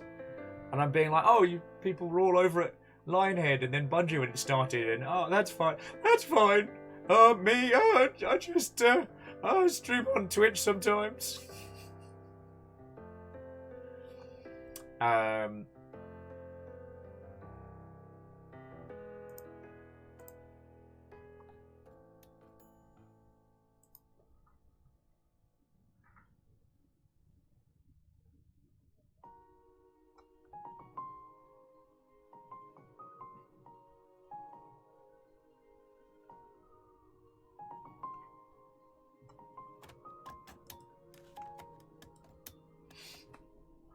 Okay. Sorry, apologies for losing my train of thought there. Friendos, would you be deeply, deeply offended if I just made myself a quick cup of tea or something along the lines? Because my throat is being very grumpy at me. Now, that is because I belted out some karaoke in a tiny private karaoke thing on Friday night. But, oh boy. And the only thing I've got close to me for drinking is this whole-ass box of wine. This is my my rations, which is not going to help. Get some hydrate. Zakam, thank you kindly. And, no. Friendos, the other thing that was feckin' cool throughout GDC was... Hey, Camille! You know what I mean. Watto and welcome, hello. And Scooby Watto, friend! Be very offended if it didn't take care of it. Fine. Before I go, like, apply hot bevies to my neck, friends, I got to once again tell fucking legends in the industry that I get to stream and talk about their games and talk with all of you lot about the industry and the stuff. And I could tell them like straight up, like, no, this is how I pay my bills. This is what I do for a living. And it's really nice to be able to say that. And I'm not trying to flex, I'm not trying to brag, and I'm not trying to put pressure, I'm not fishing for anything. Like, but friends, we're in an age now where everybody streams. And that's okay, I fucking love that. But it means that, you know, when you're talking at conferences and someone says, oh, I stream as well, you don't know if they mean they stream to like 2 or 3 people or 200 or 300 people.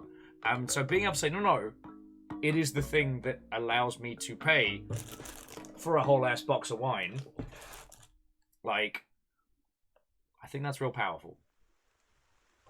Okay, so Get some tea. Camille, you fucking legend. Thank you. Like, especially right now. 100% thank you. Alright. Okay. Let me put some tunes on for you all. So you're not left just in the recesses of nonsense. There we go. I'll leave you with the Pokemans.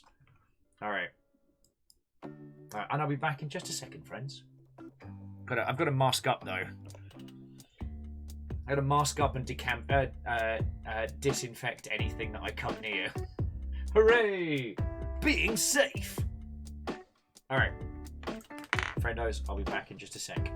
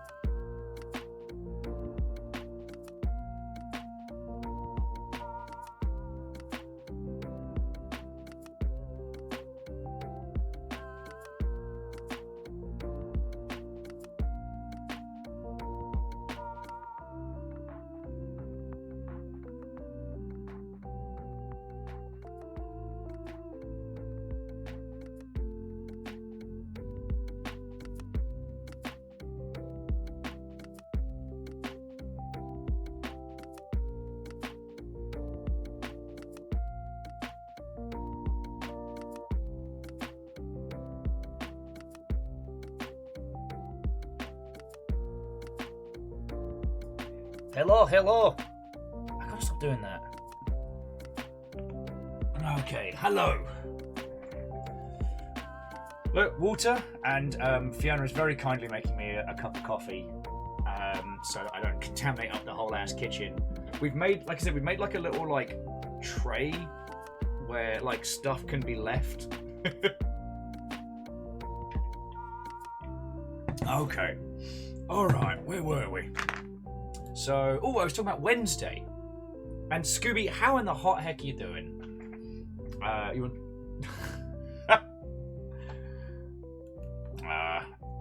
Anyway. So, Wednesday, a lot of the same kind of things. Lots of talking and hanging out with people. I got shown some wonderful games. After I got sunburnt to heck, Jimmy, who is over at Humble Games, was a legend and brought me a whole ass umbrella. So you might have seen on Twitter that like blue sparkly Super Brolly, which Fearless said looked like it came from the space between and made me so happy. I hid under that and got to chat and hang out. Managed to stop myself from getting sunburnt. Because, like, friends, I was smearing aloe vera on myself multiple times a day. And sorry if I'm just being absent-minded, but Camille and Zakam, I hope I did say a sincere thank you. Like, everything is very, very, very appreciated right now.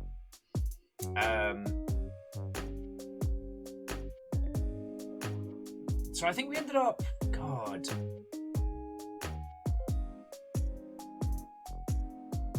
I'm trying to remember if it was Thursday or Friday. No, it was. Sorry, it was Wednesday that we finally went back to Mel's Diner. Mel's Diner is like an old-timey Americana-style diner right near the convention center. That's actually good.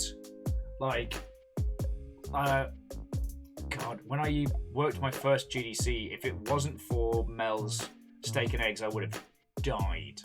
So I got my meat, I got my eggs. It was very good. I had a good time. Again, just the caliber of conversation and the wonderful people I got to meet in the gardens was so good. We also had the show floor open up on Wednesday. For those of you who don't know, like GDC's a 5-day event, so I believe the talks start on Monday and go through until Friday, but the convention is only really open like Wednesday, Thursday, Friday.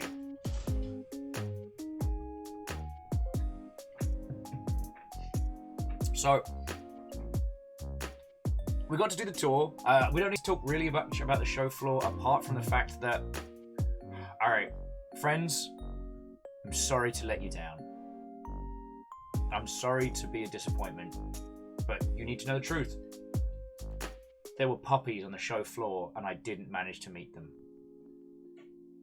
I'm sorry. I understand if any of you want to take back your subs. I understand if any of you are going to be... Now, one of the stands had puppies in the morning and I kept getting laywayed by talking to either like friendos or cool people that I wanted to meet. And I didn't make it to the puppies. I mean, Lizzie, if the puppies had been around for more than like a couple of hours in the morning, I probably would have. But I tell you, day 1, I missed the puppies. Day 2, I'm going around with my phone like a detective game. I've got one slice of a picture, and I'm trying to like reverse engineer where it is based on like the fucking the details in the background and what angle the carpet lines are at and everything. So I did not make it to the puppies. I tried. I found out about it Wednesday, missed them. Tried Thursday, missed them. Tried Friday, missed them. It was a bad time. It's a bad time. Oh, and Robin, I wasn't using the official app.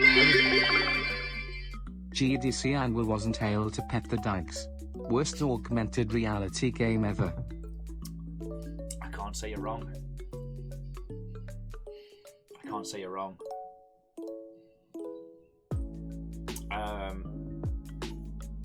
But yeah, the show floor, again, it was a mix of all sorts. Control Alt GDC was back this year, with the highlights being a rhythm dodging game where you had like a fake skateboard, and this one game where a crow told your future. Now, I will admit, usually I would go through every entry on Control-Alt-GDC I can and play them. This year, I didn't do that just for touchy things and tactile. But there was one multiplayer game where where each contestant had a rotary phone, and you had to use it to buy or sell fake stocks in like a fake stock market. Sorry, I'm trying to realize. My love, do you smell burning, or am I having a stroke?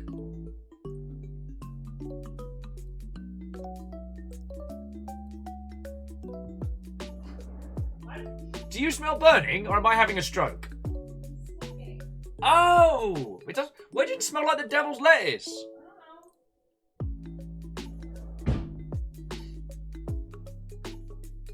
But yeah. Vanderbee's just counting. Toast, toast, toast, toast! Oh, I'm fine. Do the hand test. Wink, wink, wink, wink, wink. Yeah, we're fine. Control-Alt-GDC was lovely. The IGDF area was almost entirely games that we were aware of, so there wasn't really too much to really see on the show floor that I wasn't aware of.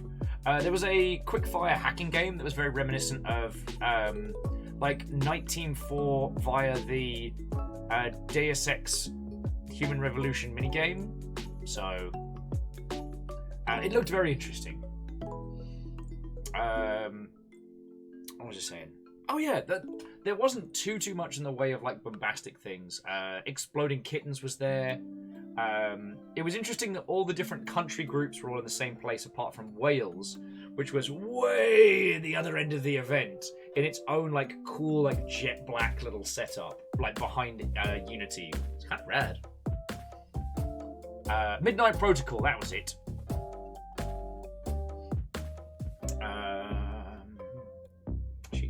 Let me add Midnight Protocol to Steam before I forget.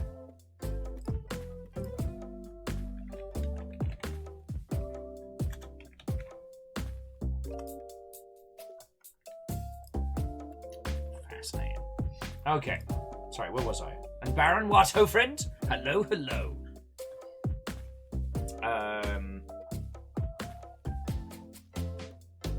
So, show floor tours up and down. Honestly, you friends, you didn't miss much. The only thing that was really like wow from there was a particular company that does motion capture software had a group of performers that were doing some truly impressive stuff, and you could see the one-to-one capture.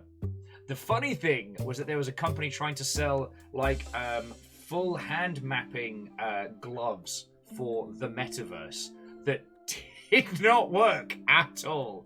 Every time I went past this one team stuff, and I do feel bad for them, but like every time I went by, something else was broken. Like one of the fingers wasn't working, or just like gripped out sideways, or God, it was a whole mess. And I don't usually take solace. I don't usually enjoy the failings of others. I'm not mean like that. But seeing the metaverse companies being the ones that basically stack it was very entertaining. I'm not made of stone. Oh, and Twizzlight, what ho, friend? Hello, hello.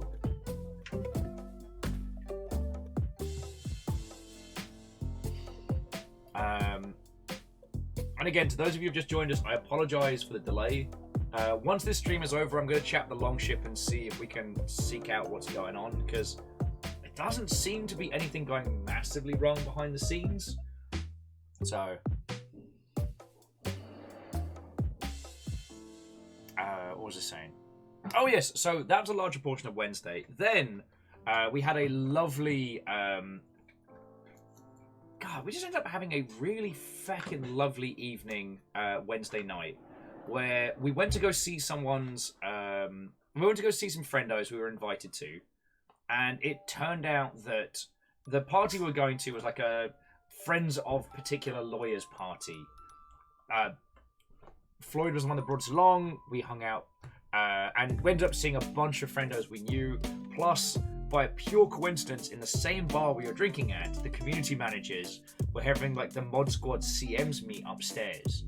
So it was real cool. I met loads of cool new people downstairs, new friendos upstairs. It was fucking rad. Oh, it was fucking rad. And that one felt like proper GDC, like that mix of like introductions and networking outside of our own spaces, but with that familiarity, and it was fucking cool. So, I mean, there's more stuff to talk about in the future.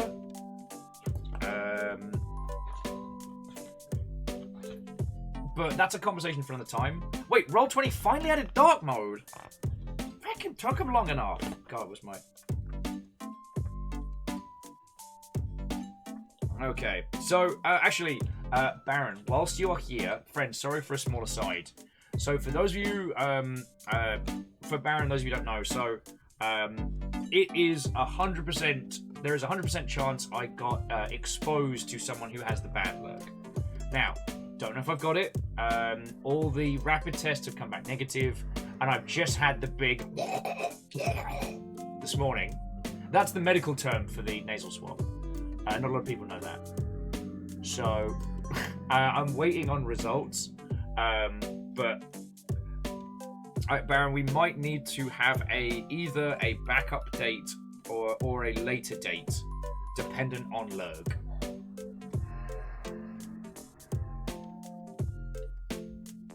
Oh yeah, shackled. Yeah. Well, I've not discussed this, so this is no promises. But if promising nothing, if Oak Hollow did return, I think that would be something to do during the winter. I think everyone's gonna go ham this summer. I really do.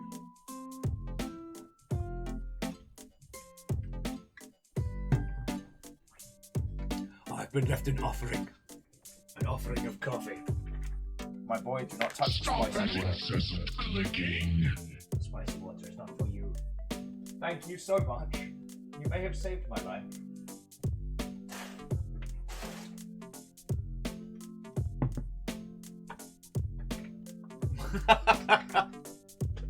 And Jackie, thank you for gifting a sub to Dark Will. God, what would Dark Wills be like? Like, what's the alternate dimension Will? There's a character. But that's a character for another time. Sorry, I just popped that on my box of wine.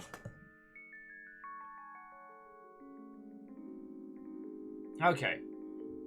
And Sturdy Kiwi, Watto. Actually, the mug is even starter fluid. Oh, by the old gods and the new. Dark Will sounds like an NFT enthusiast. No, once it's all decentralized, it's just better. Oh. Yeah, I can't even say it without feeling ill. But yeah, so Baron, I mean, fingers crossed, either I'm asymptomatic or I didn't get it, but I won't know for a couple of days, so I might be destroyed as well.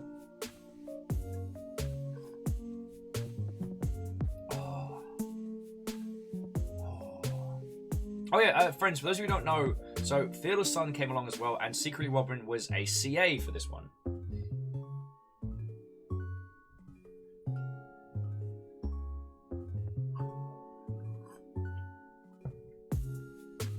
Oh, Caffeine says, let me get a job before you start threatening me with Oak Hollow. Look, it's fine. Carbordeaux. Eeyore, thank you for introducing me to that term. But yeah, so, what was it? Oh yeah, so Wednesday evening just ended up being lovely. Like, we just drank with a whole bunch of friendos. Now, here's the thing that I'm trying to remember. Like, how many nights did I end up at Denny's? Because I think it was 3. If it wasn't 3, it was 2. But I will say, the lawyer party we went to was very much an open bar. And if it hadn't been for the pizzas they brought, I would have died. I got a Mezcal drink. I sipped on it a little bit and I was like, oh, that's got a kick to it. And then about 4 or 5 minutes later, my body's like, hey, Tap, tap, tap. I'm like, oh, buddy, what's up? You're about to get fucking shit-faced. Wait, yeah, I'm gonna give you a warning, but, like, if you want to chug some water, like, I can put in a work order to not get fucked, but you gotta do something. I'm like, thank you. So I'm just guzzling water. Then pizza showed up, saved my life. But yeah, that's where it starts to get blurry. I know we went back to Denny's on Thursday, because having met with my friend Stephanie, I think Tuesday night, we hung out proper on Thursday, and it was real nice.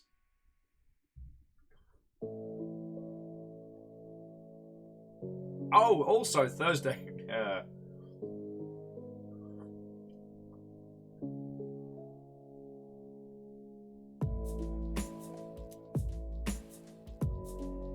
How many stories did end with I almost died or could have died? Not too many. I think the heat stroke was probably the closest I came to a fatality.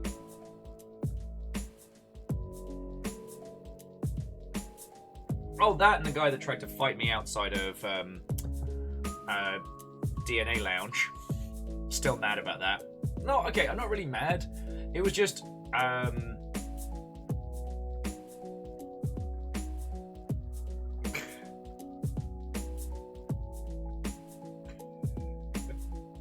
Sorry, Shaka was also asking, what is it about your drinking stories that makes me keep hearing them and ask, why is he doing this? They don't sound like a good time.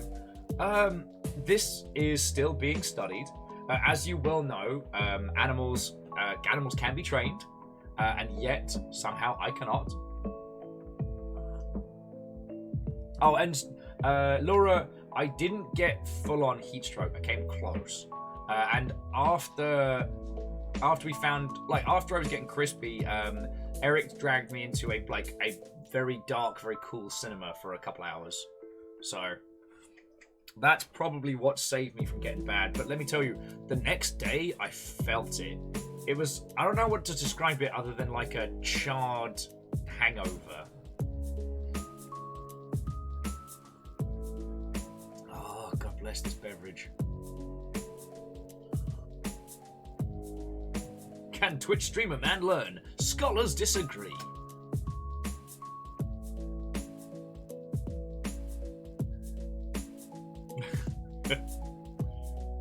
Stringer says they've been less popular at Pride because they're like, well... Let the corgos hit the growler. Let the corgos hit the growler. That's the worst drowning pool cover ever. Caffeine, fucking thank you, mate. 4K in bits. Seriously, mate, thank you so much. You can't even know.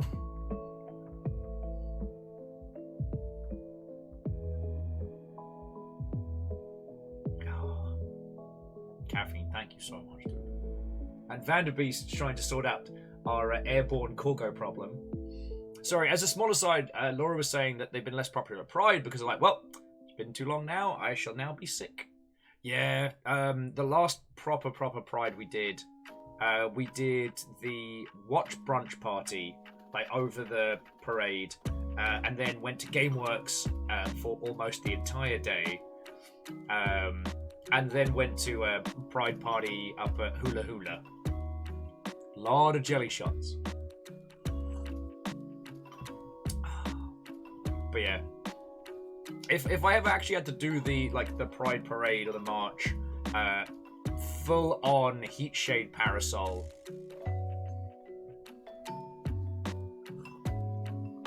Okay, so my stories are starting to fracture, to splinter. CJ Demoka, who you may know from raids and stuff from here on Twitch, he came out, we hung out with him. He's in the doghouse because I still don't think he should have driven home on a day where he did. So I'm mad at him, but I'm glad he's okay and safe. Now I saw him. Okay, I'm sure he was fine. It was just, you know when something in the back of your brain starts getting worried? So maybe I was being overly paranoid. I shouldn't put him on blast like that. That's not fair. I had the worries about me, but that could have been from drinking. Because, God, we drank at... Yeah, Thursday night was drinking at the W. Just kind of nattering and hanging out with people. The W was quieter this year, which, considering the plague stuff, was fine. Though the weird thing and the sad thing that I have to admit is that I don't hate the W.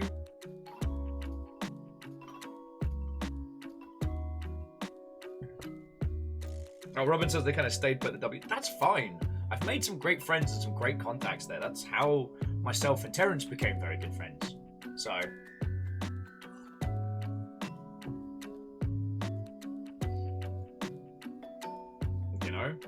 if you haven't heard that story, basically the week the Switch came out was a GDC week, and someone had one in the lobby of the W on Friday, and I'm steaming drunk because my old colleague's been buying me double gin and tonics like there's no tomorrow.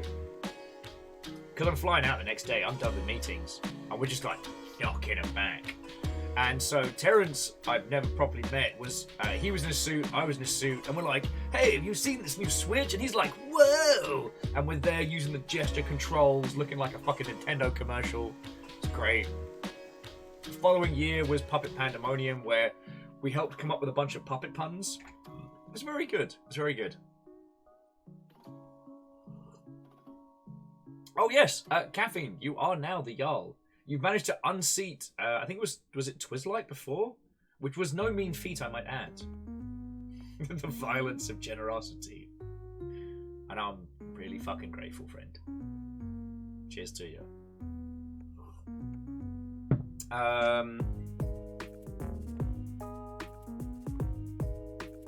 So yeah, Friday of GDC was a strange one because a lot of people left Thursday or Friday morning, which is understandable. And I looked like the kid that doesn't want PAX to end. Like, I still had some great conversations. As I said, I got to meet the gentleman who made Fractions. I finally got to say hi to Davey, who made the Beginner's Guide, though albeit very briefly, because I had that weird parasocial thing of, I don't know if I've actually met him at a previous GDC, or if I've just looked at his picture online so much, my brain's just scrambled. Today I choose violence of kindness. The violence of kindness. Thank you for 1,000, mate. Thank you so much. I guess for those of you who are new here, because I have made a lot of friends, the bits and donations and things coming through, that's what keeps me up, right? So when I say thank you to these Mother Hubbards, it's because that's how I get to eat, you know?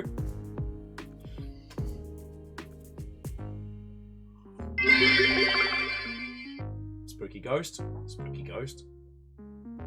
Spooky Ghost using Vanderbeest's corgis there as a cover. Very shifty. Very shifty.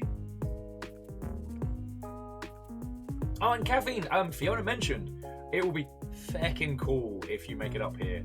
Though, again, touch wood, it'll be fine, because most of the friendos who have moved up in the last couple of years have had a bad time of it, or an unlucky time of it.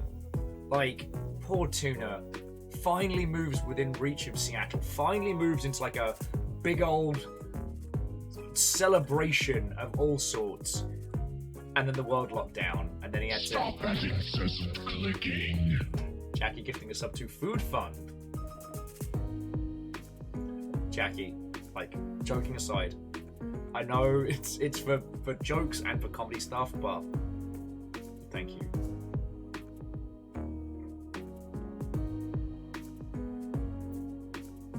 Yeah, I mean, Caffeine, I think we've got enough people spread out that we can help vet places.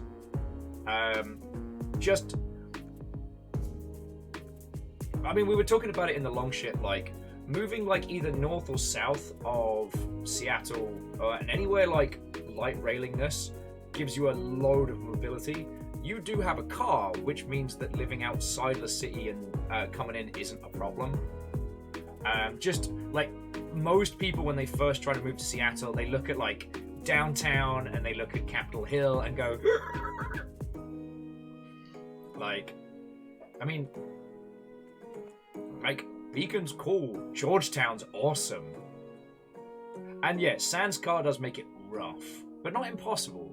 Like, you'll know, I was living with Ket's family, and that was like the the borderlands between Georgetown and Beacon Hill.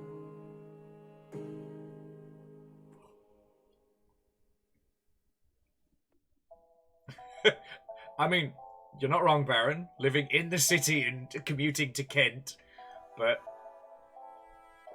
it is what it is. It's not your first place in the Greater Seattle region. Stringer Please is saying they live outside the city with a car and it's better. Yeah. So Caffeine, we've got a whole squad of peeps that can advise.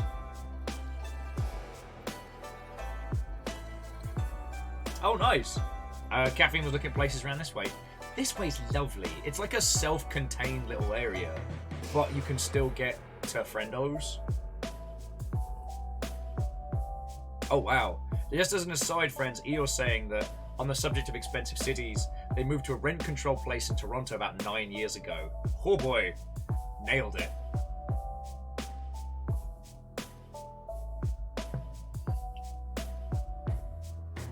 Okay, so what was I talking about? Oh, so Friday.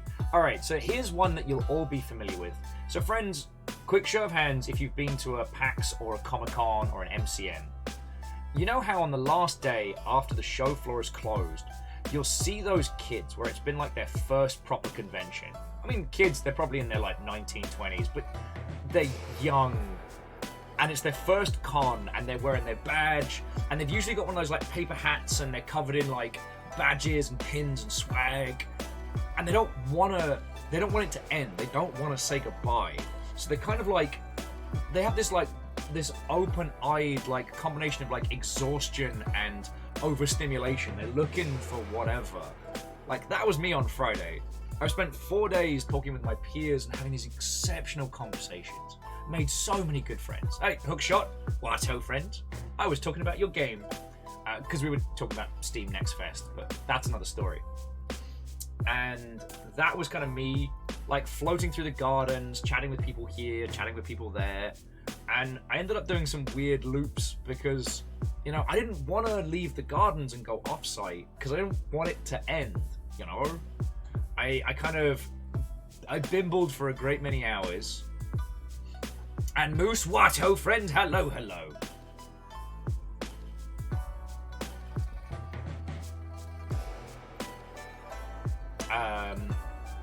But yeah, I had that peak kind of vibe, you know what I mean? That peak kind of, I don't want to go, I don't want to leave.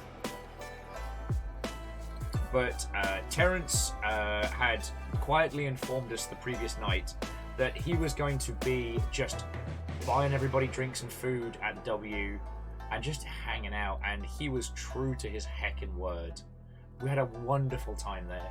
And he was just like, if it was on our tables, he just covered it. It was so good. And I got to catch up with everybody. We formed Voltron. I pitched the Gundam tournament to a lot of industry friendos. I got to meet someone who works over at Supergiant, and it was so good. And then after that, it was like karaoke! Because it turns out Terrence had booked a private room in a place. So it wasn't like we were going to go into a random spot. It was just our squad in a room. And yeah, now, unfortunately, we would find out throughout that evening that someone had, that the heckin' bad words, whoever they may be, had been hanging out with people in the park despite testing positive. So I guess there was a certain amount of, I don't know, like once we left the karaoke place and kind of found that out, there was a lot of like, yeah. But like I was saying earlier, I don't want to know who it is because I will bear a grudge about that for a long time. But the sign-off was brilliant. Tim did I'm Mr. Brightside, which, as you will well know, is the British national anthem.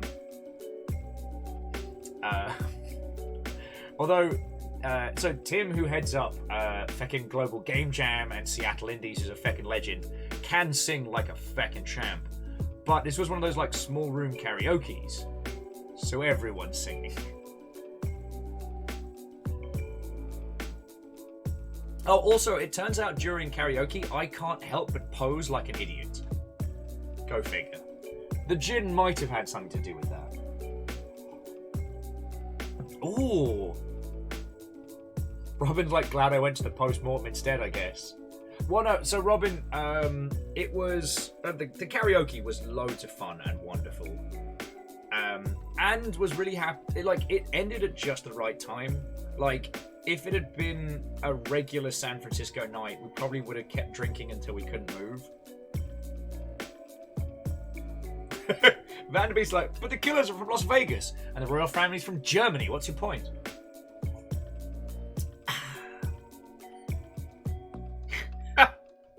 Wow. I've still got some pith in me left. And Iron Imp, how are you going, friend? Cheers to ya!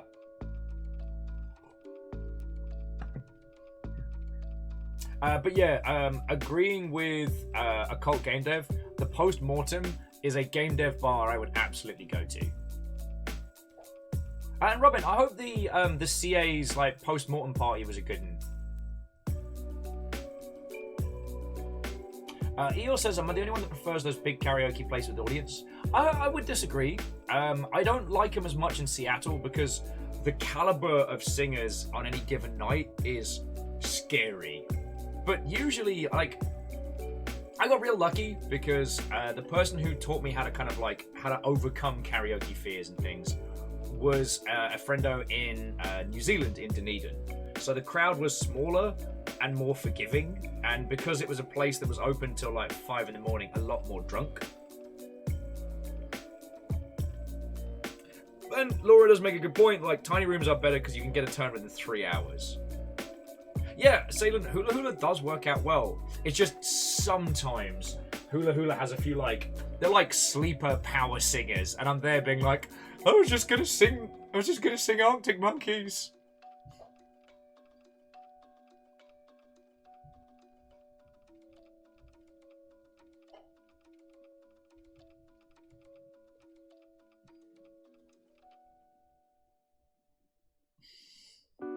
Anyway, Occult Game Dev says they don't miss drinking as they barely survive GDC. They're out of practice. Hey, and again, dude, thank you for passing on our thanks to Null. I haven't blipped at him on DMs yet, but I absolutely will. See, I was one of those people that drinking has probably kept me going through lockdown, like drinking and you lot. So my tolerance was great. I do not think I woke up hungover throughout GDC, so I guess that's why it was so miserable yesterday. Just a cumulative hangover. And Saturday night, so C222, who's hanging out with you lot, came down and hung out with us a bunch. CJ Mocha did. On Saturday, me and C222 just went for coffee and hangs, and it was real nice. He brought me a fucking rapid test kit so I could do a quick check before on the plane. I got to see his part, and this shouldn't be a revelation. I know, but San Francisco is such an iconic city. The slants, the park, the architecture, and when you just do GDC every year, it can... New York syndrome, my friend called it. You think of New York City, and what your mind conjures up is only a tiny part of it. I got to see some of the areas outside of San Francisco, and they're gorgeous. Although, as we were going past some places, I'm like, this is really pretty. And C222's like, yeah, these houses are in the millions of millions of millions. And I'm like, but they look so unassuming.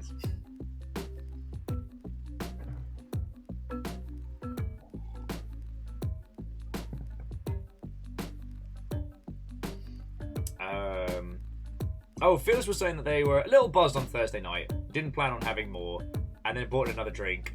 Hey, look, I'm glad I didn't get you into a I'm too drunk situation, and I apologise.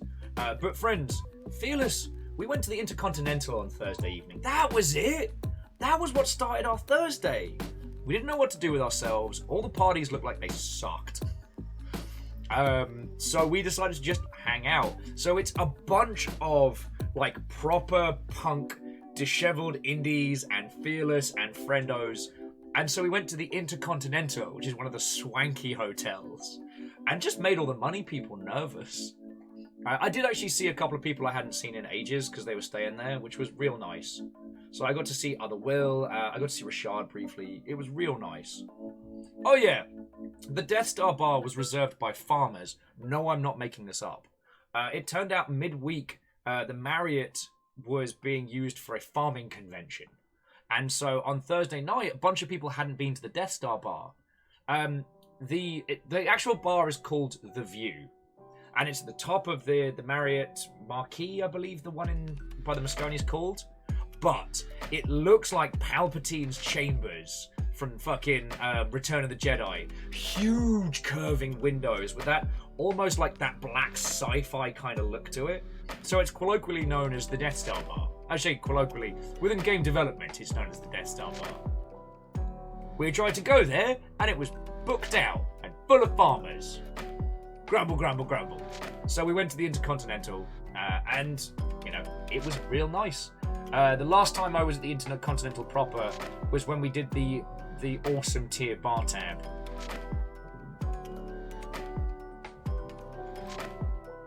Oh, and I know, just to cover your questions, so this GDC felt like a dysfunctional family reunion in a good way. It was much smaller than usual, but it felt right, you know? I didn't find myself looking around being like, but where have all the people gone? Does that make a weird sense? Also, I did decide that if everybody has like if everybody has a place in the games industry's weird dysfunctional family, you know, like Rami Ismail is like the cool uncle, and Osama's like good dad. I am the disaster cousin. That is my moniker. And you know what? I think I wore it well.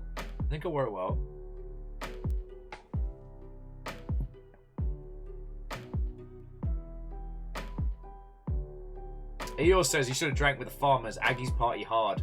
Yeah, but I needed to not die. Like, I've had scrumpy hangovers. I've woken up in a ditch and prayed for a death that never came. Alright? I know the pain. I'm acquainted with it. In the UK, certain farms will make their own home-brewed cider, sometimes referred to as scrumpy. I forget if scrumpy is specifically a different type of brewing, but the percentage can best be described as, good luck. Someone brought a gas can of it to a LARPing event once. Prayed for a death that did not come. It was at that point that I realised that only the good die young, and that I would be cursed with a lengthy stint.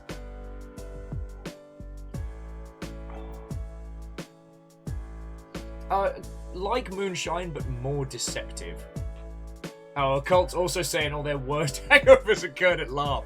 You know what? I think it's the combination of like combat enthusiasm and tent.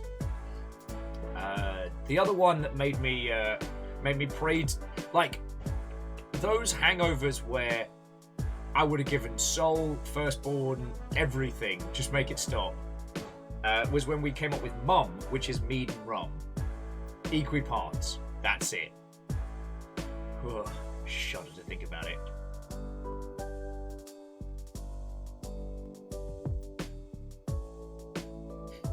C-Triple Just Do saying that they ran into a former co-worker from an ag tech startup. Man, maybe you could have been our in. Yeah. Oh. But yeah, so friends, like that was the long and short of my GDC. Like, I've got a lot of cards to follow up on. Yeah, so if you look at the stack, the white and red is me. Everything else is ones that I received. I met some feckin' cool people, and I'm really, really hoping to have some more cool guests on the show. Well, okay, I say cool guests again. The thing that I was reminded of at this GDC is that when it comes to interviewing people on Twitch, everyone has a different reason for doing it. Some people wish to use others to grab their fame and claw themselves upwards. Others wish to seem like the oracle of a specific sphere of knowledge. Like, if you interview all the designers, you must be the designery person. For me, I want to interview more friendos and introduce them to you lot, because you cannot understand how incredible it is to have those chats. Like, okay, for all intents and purposes, you're just a bunch of people sitting on the grass just having a talk, until you realize that you're chatting with people who are legends or people who are doing cool things. We were talking a lot with the gentleman who made the Warships game, which we were just talking about. And I'm totally not going back to my wish list again to remember the name of. Totally. No, don't sort by price. Sort by date added. Waves of Steel. And it was so good having a frank and honest conversation with this person. Like, and talking about things like community challenges. So, you know, the gentleman making Waves of Steel has the problem of, even though it's a fictitious game with semi-realistic warships, like, the historical crowd does have some bad actors in it. So, like, how do you encourage people who fucking love big boats and cannot lie, whilst not letting in, should we say, the undesirables, and leave it at that? So, like, if you go over to Waves, I'll just drop you the link in chat. So if you go over and have a look at the feckin' trailer, you know, like, where is it? Oh god, no! Stop being loud in my face! Alright, I'll have to find the right trailer. But basically, like, when creating your first proper battleship, like the first flags you see are like BLM flag and Pride flag as ones you can choose. Jackie, I'm sorry! I didn't realise it was going to autoplay through my bones. It's supposed to be muted. It's supposed to be muted. What ho? Now with more boxes. Okay, Crux. It's technically the same amount of boxes, but they're now stacked higher because they need to be taken down. But this is the plaguey space. Also, Crux, thank you kindly for the 200. Like, I really, really appreciate it. As for long shipping and stuff, like, we'll be talking about that throughout the week. But I wanted to share my GDC stories with you all. And I wanted to do it while it was still fresh in my mind. I know I said we were going to bring some guests on the line, but I'm having some technical problems behind the scenes. Not enough to stop the show, but at the moment I'm just making sure. But at the moment I'm checking, like, oh, Meow Kitty Sakura, I did get some conversation swag, some convention swag. Okay.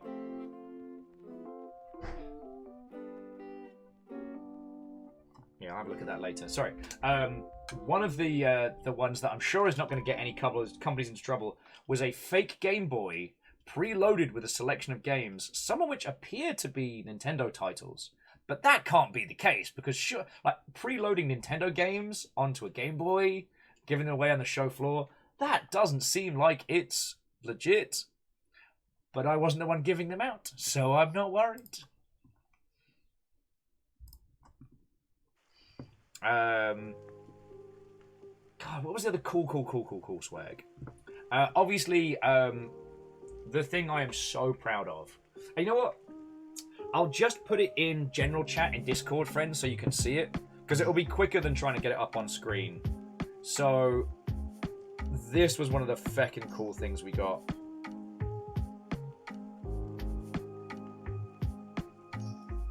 Oh, I see all you cool people joining our little Discord. Now I've actually got to make sure that, you know, now I've got to not be feckin' terrible on Discord.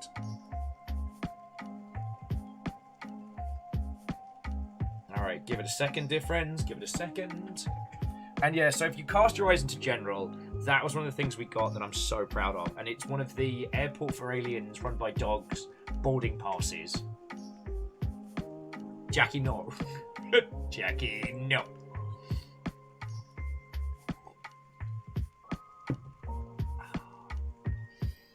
I got Fiona a Perforce Bumblebee, which was very cute. And the other thing that I got, which is fucking cool, I don't know if they're here. Guess who got some super cursed merchandise? This guy. Hey friends, remember 2020? What's that? You don't remember 2020? Well, allow me to remind you of its existence with this GDC 2020 bottle opener. Ah.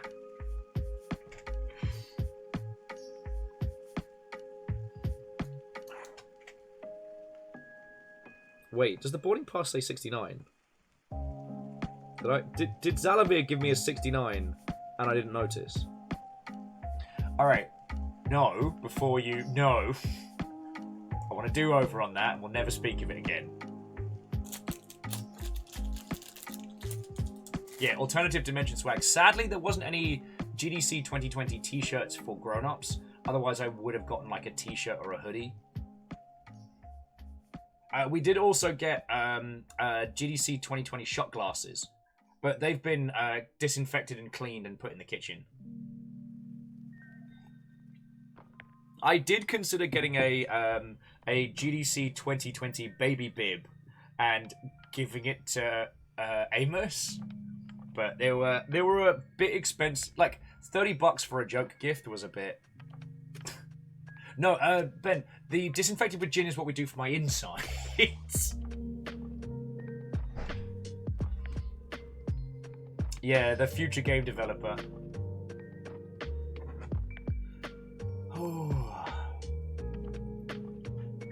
And no doubt, friends, other stories will pop into my mind throughout the rest of the week. Like,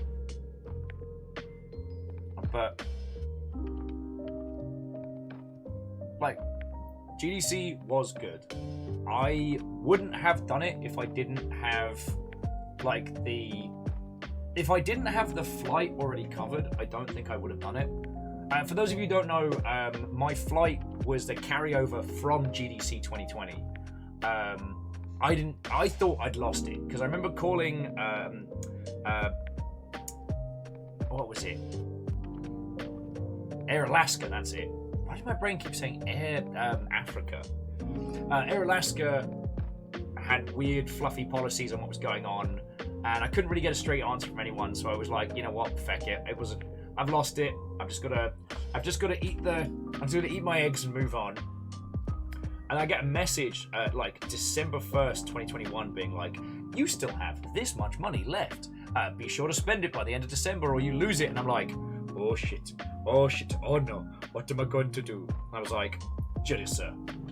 Mainly because I didn't think we'd be able to leave the dogs unattended for the whole time. So Fiona's doing PAX East. I got to do GDC. Again, like I said, I wouldn't have done it. Also, as a complete aside to an aside, so the hotel I managed to get was real cheap. I really enjoyed it. But it was like someone's nan's house. Like, it was super comfy, but it had that old-timey vibe. Like, the walls were like a pastel pink. It was like floral bed sheets. Like, it looked like staying at someone's grand's house. It was fucking brilliant. Stop that incessant clicking. Alright. Jackie just gifted us up to GitLab. Okay. Terror's a lot of you. God, I'm just trying to think of what else I might not have gotten stuck into. I got to see the Mulaka devs again. Missed them. Turns out they released a game. It's like Aztec Gods or Gods of Aztec.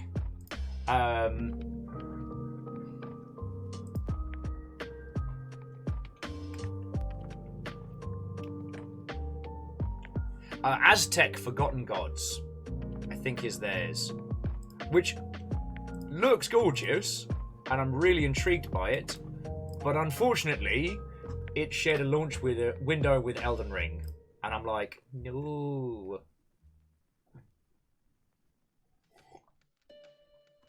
Oh god. Yeah, I think at this point, friends, like the rest of the GDC stories are going to be falling in.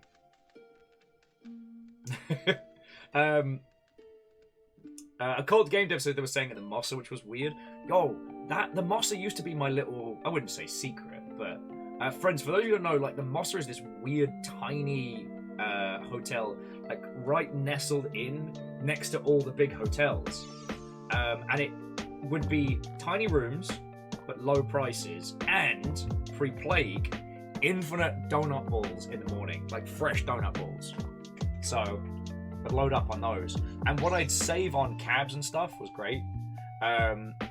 I did, let me tell you though, by Wednesday I was reminded that I don't work out like I used to, and walking everywhere, oh boy, like my legs were chonk pain.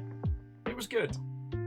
Like, I would have been at the Mossa with you, but by the time I made the call, the Mossa was getting expensive. Like, I don't want to start talking prices, but the Mossa ended up being like $300 or $400 cheaper than where I was going, so.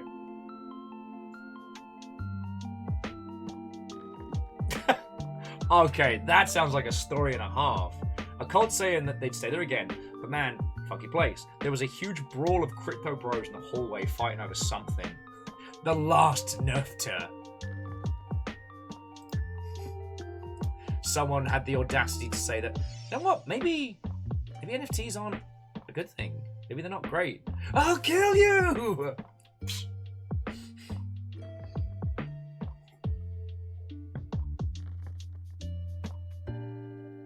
Robin says they paid a lot for their room by the time they booked it. Stop that incessant clicking. No! Ben! No! Get out of my house! Do not summon the cursed gold of Bituga. Do not summon the D-coin of...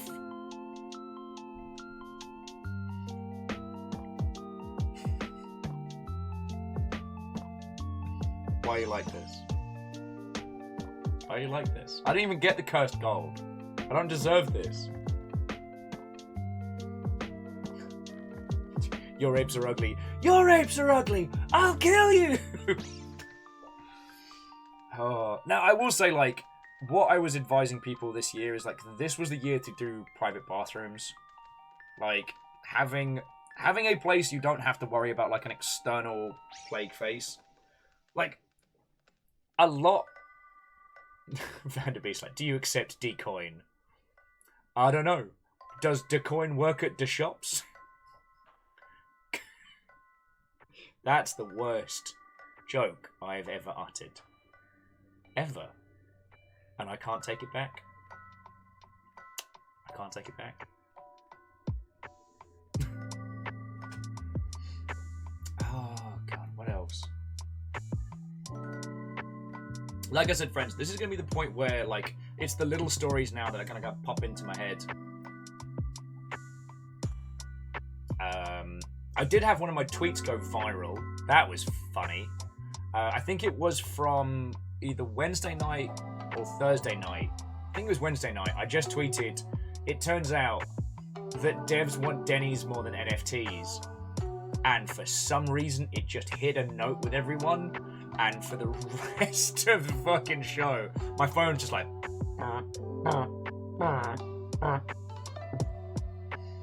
God. I mean, I made a little TikTok of me going... with all the pay-to-earn stuff. Yeah, Crank? Ah, I combined Clank and Crusher. I was absolutely haunted by the bird sight. But, I mean, it's a dumb thing to say, but it's true.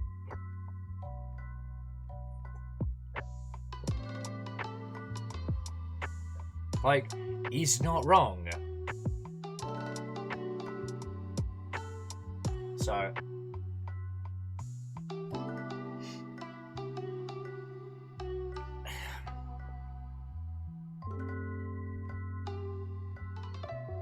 I will say, for as much as we've discussed methods today, I do want to state again, like, the great thing about coming back from GDC was the reassurance that we don't gotta worry. Like, no one wants them. No one.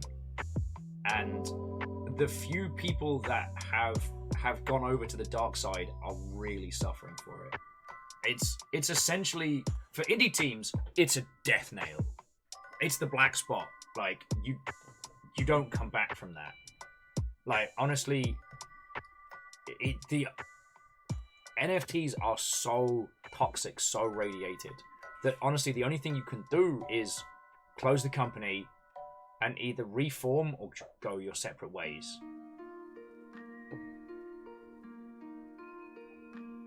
Yeah, the lurg might be about, but at least it's not crypto. God.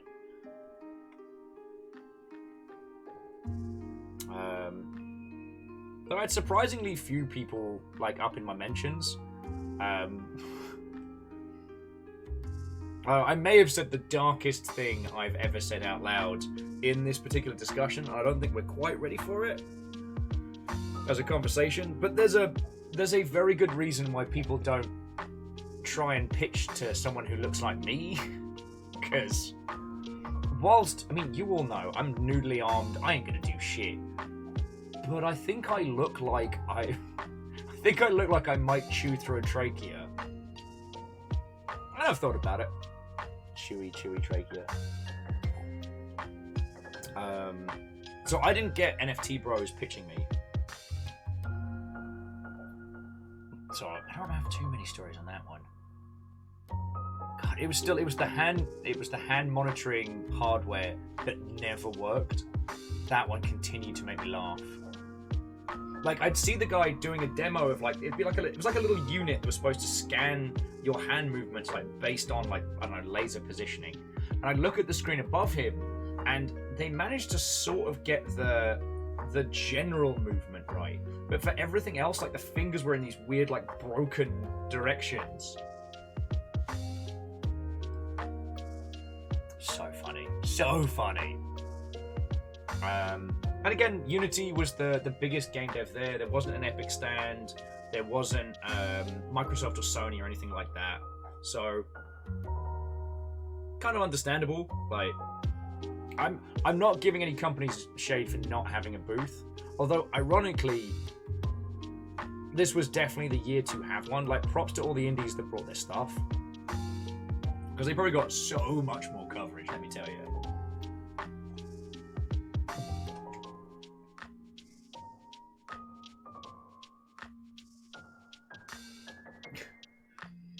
I mean, Jackie,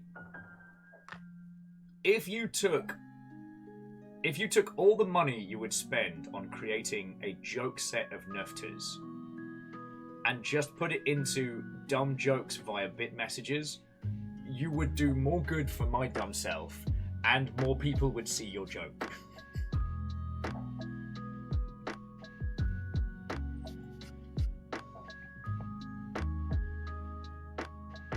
Like, the cost of minting alone, you'd be giving some dweebus somewhere a wedge of cash. Oh. So anyway, let me just check my notes, because I did make some notes for you lot, because I was like, there's stuff I've got to tell the lordship about. I told you about the cursed gold. I told you about the game called Father. Actually, no, I didn't. Although that's the story. The game is just called Father. Actually, looks pretty cool. Oh god, I almost forgot. Okay, so the pro-union team was about. They had a stand with some like little faux arcade games. It was like winners don't use scabs. It was feckin' funny, and the funniest thing was from earlier on in the year, you might have seen leaked slides of Activision Blizzard, of the company they've hired to union bust for them, and the slide of like, here's how to bust a union, here's why unions are bad for you. They had those as free mouse mats. It was amazing. Kind of regret not getting one, but I did get one of the like pro-union badges, so hopefully that makes up for it. But that just cracked me up. There was a guy who was doing like the Big Top Esports, who I didn't really get his bit, but he had a tiny remote controlled robot. It was like a little quadruped on wheels, and it was feckin' adorable, and I got a little video of it, and I still haven't uploaded it because I'm POS.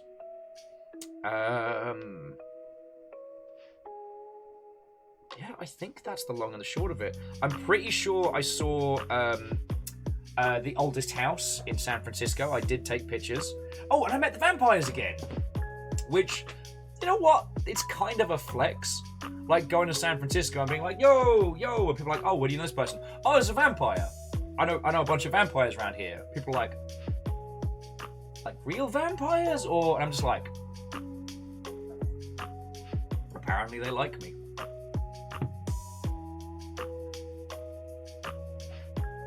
Yeah, it was nice to meet up with the vampires.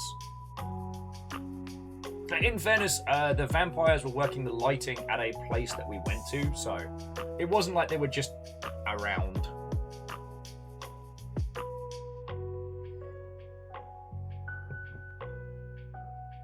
We do have a shared hatred of the sun.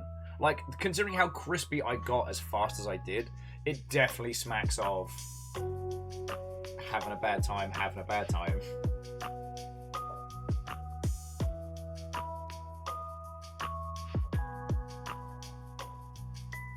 Gas fees, more like fart payments. Alright, so, friends, have you got any questions for me? Like, I think I covered the most of it. Yeah, I'm going through my notes to make sure I didn't miss anything. Got loads of compliments on my fingernails. I missed the puppy something fierce. Even little Amos the Destroyer. Fiona took great pleasure in sending me little pictures and videos of all the animals being adorable. An alleged Watto friend. Hello. Yeah, Bacon, the sun is a deadly space laser.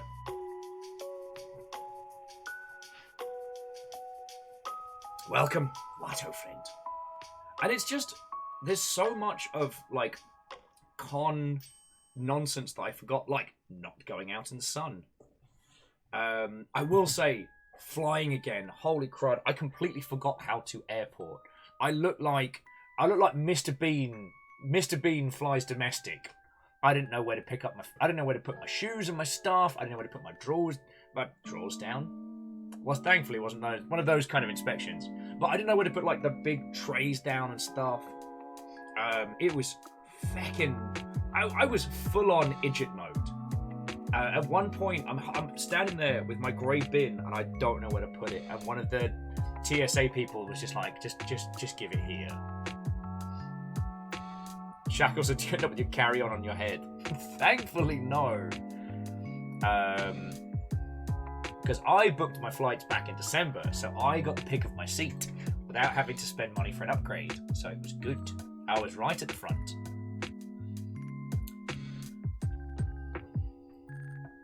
Oh, and alleged, it's no worry. I mean, okay, so alleged, the package is safe. It is out of the PO box. It's not going anywhere. It's not going to be sent back. It's just, at the moment, like... Alright. Today, we're talking about GDC stuff. We don't need to talk about, like, long ship money things or what have you. But we will get it we will get it, and I promise you, we will make sure you know.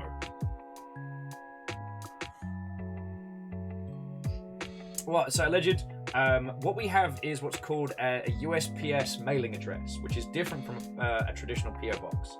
So you don't have to worry about it getting bounced. That's one of the reasons why I got it.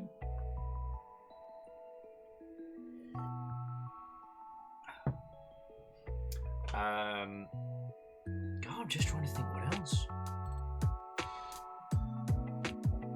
There was one other thing that really struck me on the way back. And I need to send Tim a message about this. The Seattle Indies has got to be one of the most lovely groups in gaming. And I don't say that as hyperbole, like I'm not trying to like aggrandize the local area, but the thing was I was hanging with one lovely individual as we were both on the same plane, sat far apart from each other, but ended up like, you know, on public transport chatting and nattering with each other. And you know that thing where you're stuck with somebody and the conversation is just it's sticky in the air, like because you've already started a conversation, you feel like you have to keep going to scrape all the gunk off. It wasn't that at all. Like it was some comfortable banter and in like a chill kind of comfy silence which I know is a weird thing to highlight, but there's this thing that happens at trade shows and events where sometimes people have a little bit too much keen left over, and they try and like pitch you when you're in the airport going home. I didn't get it, but I overheard someone pitching hard, and it was just cringe. But the thing was, myself and this like indie dev, we just nattered lightly and just kind of enjoyed the chill, calm recovery of it all afterwards. And I realized that I only knew this person from the Seattle Indies crew, from hanging out with them, drinking and what have you. But I'd reached a level of comfort. I'd reached a level of chill with this person where we could just have that kind of moment. And you know, it was something nice. And you don't get to have that in most communities. It was a weird thing to strike upon, but it felt so poignant. Like just being able to just chill with somebody else after a big event like GDC, someone that you don't know in like your close circles. It was real fucking cool. So yeah. Friends, I think that's all the GDC stories that I have that spring to mind. I think we did it. So, all right, let's talk about streams. Let's talk about streams this week. Right. So, friendos, I haven't decided what we're playing tomorrow, but we will be playing Anthang. We'll probably end up going over a lot of the other GDC stories again. So, you all got like the first run. Wednesday, Hades. Thursdays, I'm still going to work out. Friday, Sea of Thieves, but it might be a different team. Kyle is currently helping his partner move, and Ems might not be available. So, I don't know what our crew is going to look like, but I am not missing out on Sea of Thieves on Friday. I don't know if I've got the skills to man a sloop by myself, but oh God, I'm not saying this as a brag, I'm not trying to be a jerk. We are lucky enough to have a bunch of friends that have expressed a lot of interest. I might talk with Baron about moving Memnal from this Saturday because he's getting his booster on Friday. So, I mean, doing it the following week because, friends, next week will be the 4th Longship Day. 4th anniversary of our adventures is on the 6th next week. So, Lizzie, you'll have to tune in to find out. How will I find it without Kyle? Oh, Twizzlight saying everyone should try solo sleep at least once. I know. I'm not against it. I miss my friends. I miss you lot. Fuck, I hope you know, even though I got so wrapped up in like socializing and GDC and all that, I have missed you lot. I have missed the conversations. I have missed hearing about your days. Like, all right, give me 2 seconds. I've just had like a pint of coffee, and now I'm desperate for the loo. So rather than rushing off, I am going to go pee, and then I'm going to come back, and I want to hear about you lot. All right? I've told you all about GDC. I want to hear about you lot. So I'll be back in just a second. To be continued.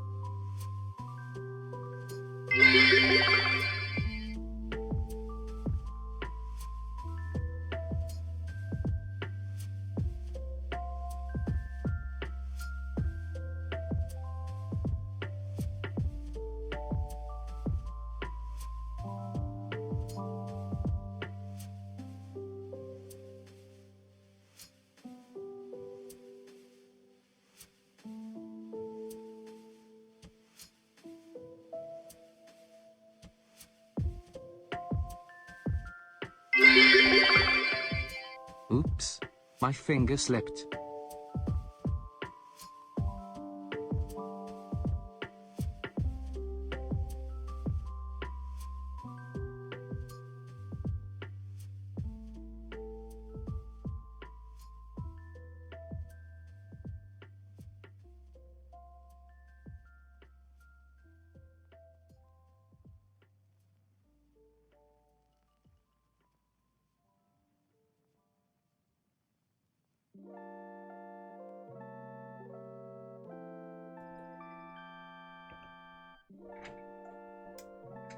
Crux, you lovely terror.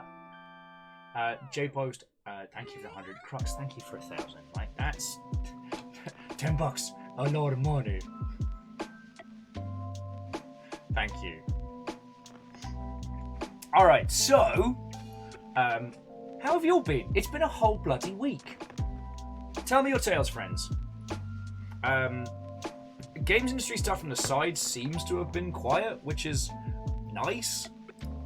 Like, I don't know if you all saw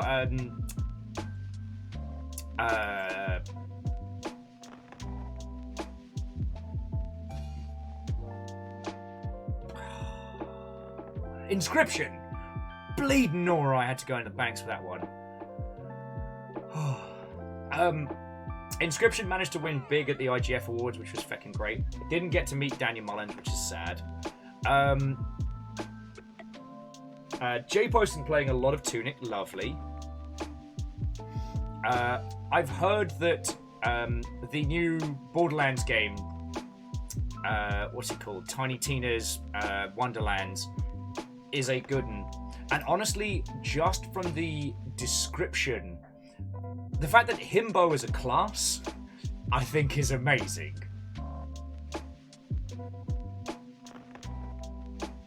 Oh, Alleged says that Skate 4 will be having crossplay. Oh, yes, and Lizzie. I've been raving about it in Discord, but there is going to be new Rain World content. 5 new characters. It's also, it seems to be very interesting, the Rain World content. It seems to be, they took a bunch of mod teams that were making some unique and interesting stuff, have bundled them together and made them part of the project, and then, like, expanded upon the story. So they're kind of increasing the team by, like, legitimizing the mods, bringing them on board, and I assume paying the people.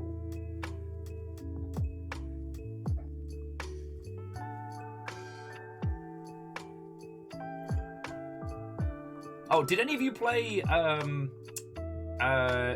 Last of Kirby's Forgotten Lands? That was it.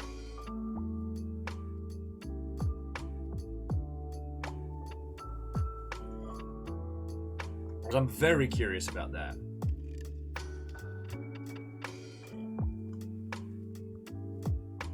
Oh, a Cold Game Dev saying it's brilliant. Oh, lovely.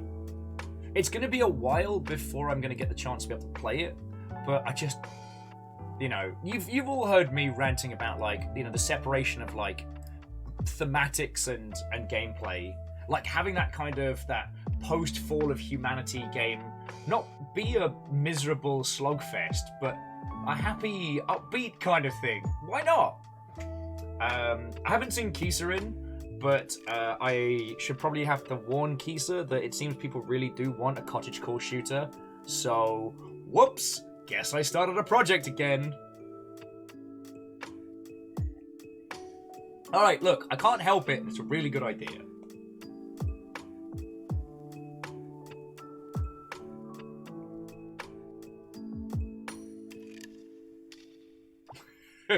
Miyagi Saga's like, oh no, oh yes.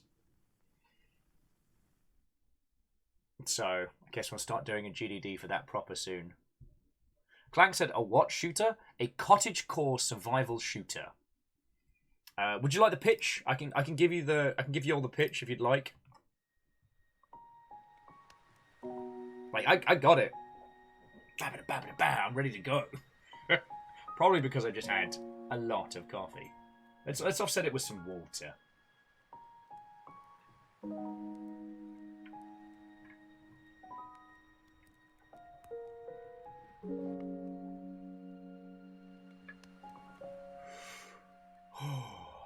Oh, Miyaki Sakura says I've been doing very good. Had a one-day adventure at an anime con over the weekend. Lovely.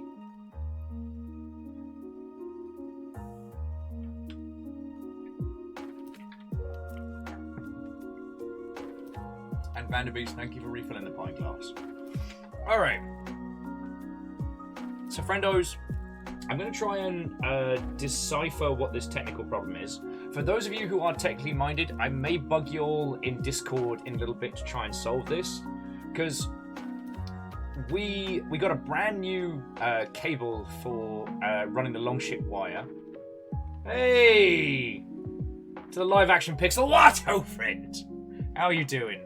I have been talking these lovely people's ear off for the last 3 hours about my GDC stories. How are you?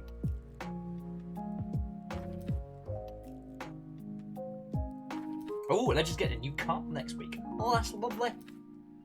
Wow, I do not know where my voice went there, and I doubt I could make that noise again if I tried. And Dorcas, how are you doing? What do you mean natural habitat? I mean, pale Numpty's entirely fine. This is my box of quarantine, thank you kindly, sir. Reactor online. Sensors online. Weapons online. All systems nominal. Yay!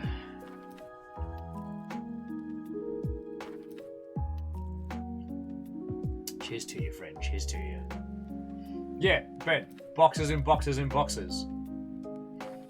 Clank saying if they go to GDC, they might get a pin that says, do not pinch me, I bite. It will get an exception. Yeah, 34 months. 34 months. As I've said to multiple people, I don't like spending time with just me. How do you all put up with me on the daily? Dorcha says you make it back to 1,000 subs, you do a stream that entire voice.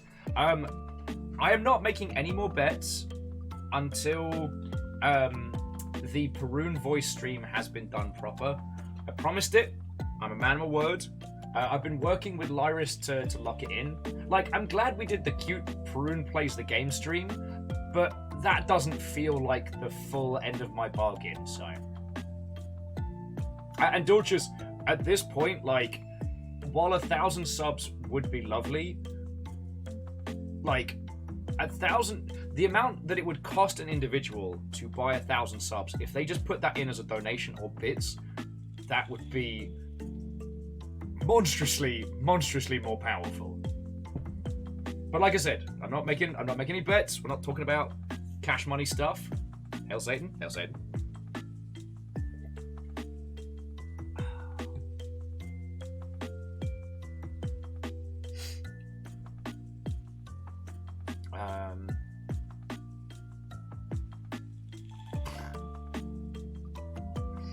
Dorcas, it's not that I have learned. Someone asked me a couple of things. On stream, and I went and then shushed my mouth. But like, because no, you know what? I'm not talking about this today. This is not a today conversation. This is not a today conversation. I just don't want you all to think I'm taking the piss. Because it may... Oh, no, see, I'm rumbled. Occult Game Dev got it. Turns out I did actually touch the cursed gold. The soul of me is actually trapped in an NFT somewhere. Like one of those mirrors from Superman 2. I'm just the sensible doppelganger of Will. He says, looking at the armrest that's also a box of wine. Just in case, I'm ready to go. There's actually a lot in there.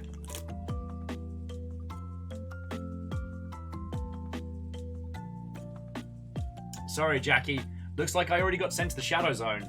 Snooze, you lose. What was I nattering about? Oh, yeah. We gotta do Tunic this week, don't we? We gotta do Tunic.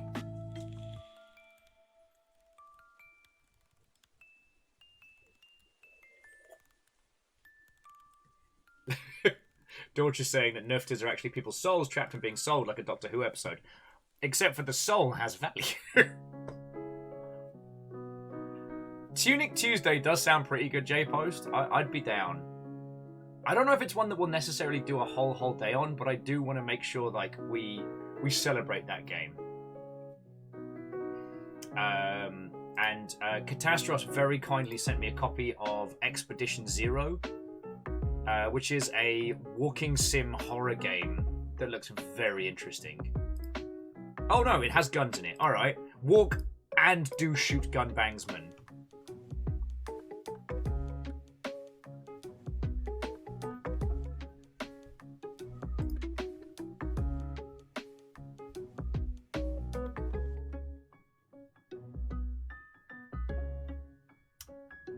I don't know if I'm having some kind of breakdown, if you all heard that, but that sounded like some not good screaming. Cool. So apparently we're doing Haunted Mondays now. That's the new thing. All right. Alleged, have a lovely rest of your evening, friends. To be continued. Yeah, apparently, Jackie, the cabin fever has set in. Okay, so Vanderbeast, I'll take that into consideration. Maybe we'll just do a day on it. You know what I mean?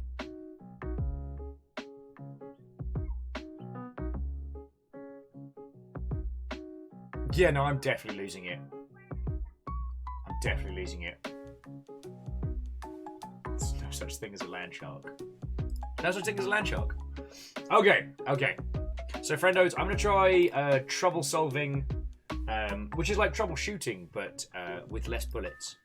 Whatever this problem is, schedule should be up tonight, but I do need to say again, friends, from GDC, I was definitely exposed. So right now, it is between me and my immune system as to whether or not this will be a standard week. So we'll see how it's going, friends. We'll see how it's going. If you don't see me on this week, it means the lurg's got me. To all the dev friendos who've been hanging out, once we got technical problems solved, I'd love to have you on and just chat about your experiences, because everyone's GDC is extremely different. No, I'm not clicking that. Oh, so I am waiting on official results. My rapid tests all came back negative, but I know I hugged people who have tested positive. And the thing that annoys me is I was very careful with whom. Like, very careful. It was fist bumps only, and then, okay, but just for this person, which is a dumb way of doing it, I know. Friends, the hardest thing about doing events now is that the general vibe, once the excitement kicks in, is people are quite casual. Like, you are the one that has to set your level of comfort, and even though it might feel socially awkward, like if someone comes in for a hug and you're not right, you step back. Like, you have to set it, because there's a general there's a general vibe that, please, can this be over? It's not like people necessarily being naturally reckless or endangering others, apart from whoever that one person was. Shake the elbow! God. Yeah, when someone offers elbows and you grab it and then shake it like a hand.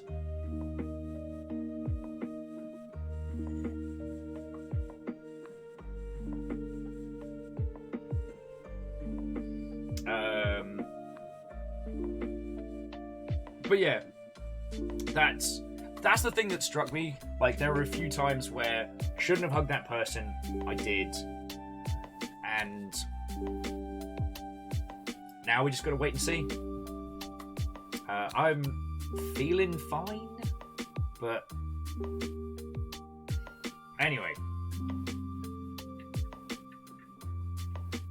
Oh, okay, so C222, you'll have to send that across to me, because I would love to do a dramatic reading of the Numpty email. Friends, at a previous TwitchCon, myself and C222 were hanging out. He introduced me to the glorious thing that is Yelp reviews of courthouses in America. You can leave a Yelp review of the halls of justice, and it is where people go to have a breakdown. We tried doing a dramatic reading of it in the car, and I thought I was going to vomit laughing. Oh, and Crux, thank you kindly. I mean, we planned for me to be in quarantine regardless, so it's just a case of, like, how long am I going to be in this little box room?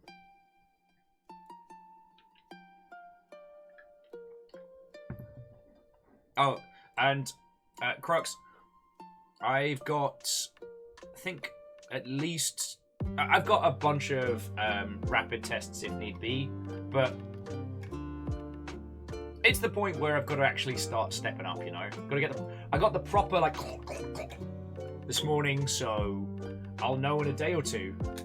If that comes back negative, then happy days. I can start being more useful around the house. If not, then I go into what we're calling super lockdown, where I'm basically just going to get corked in here. I will be provided with a bottle and a sock.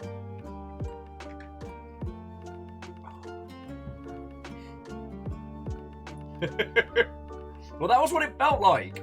It felt like the old, like, fighty plunger. But if it happens, it happens. Like, I've got new stuff to do on Vampire Survivors. I've still got, like, 7 Days to Die for, like, a good keep my sanity game. And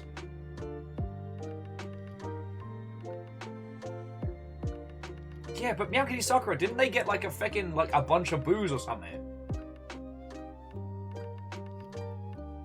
Oh yeah, I've got my, what was it, my Card Bordeaux special. Yeah, okay, I think myself and Occult Game Dev were actually talking about this at GDC, but 7 Days to Die is such a good comfort game, and I get it. It's because, while it does have some stakes, you know, if you set it up right, you have to rest at night, and you have to go out and scavenge during the day. You build yourself like a fortification, a base, and it's feckin' cool, you know? As I've said, the reason why I find it so relaxing is no one is relying on me, there is no pressure, there is no one else. It's just me hanging out in the wastelands. And I'm okay with that. I'm okay with that. I mean, I feel that they do need their equivalent of the Ender Dragon. The title needs a way to say, you have done it. Congratulations. But I feel that's something they've said they're working towards. The main map's going to eventually get a story mode, which is understandable.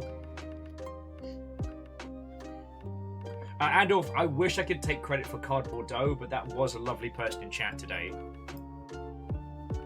God, I've missed you lot.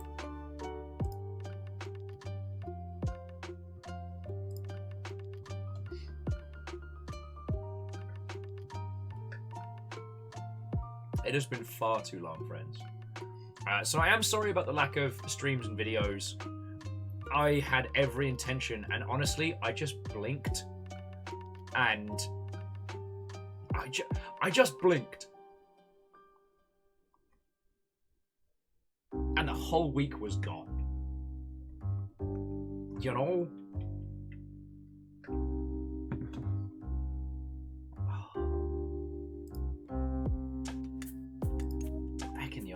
Okay, so friendos, I'm going to bring our adventures to a close for this evening. Oh, and Dorcas, I had a wonderful time. I had a really wonderful time.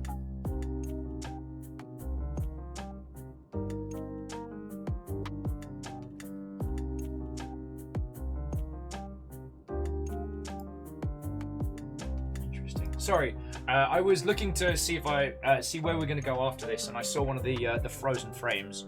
So hopefully the audio has been fine. I don't know, like, I had this grand idea, Dorcas, that it was going to be like us hanging out, and then like I get to introduce you to industry people, and the thing is, I'd get talking to some friendos, and then some more friendos would come and hang out, and then those friendos introduced to new people, the new people would come in and be like, hey, hey, and then suddenly it's 5 o'clock, and the day is gone. And now it's time to go, like, meet people and get a drink. So I'm like, all right, tomorrow. Tomorrow we'll definitely do the same thing again. Right.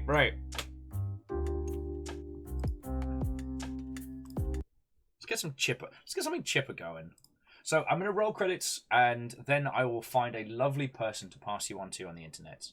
As while the party is not over, I do need to find someone to pass you on to. Essentials Kitsune, I shall indeed. And Fiona's looking after me, so like we've made like a little like you know, like outside of plague towns, they'd have the stump where, you know, they'd leave like, you know, coin and food and things for trade. We basically have one of those. So Fiona made the most gorgeous homemade ramen last night. Like, it was so good. I'm dreaming about that ramen now.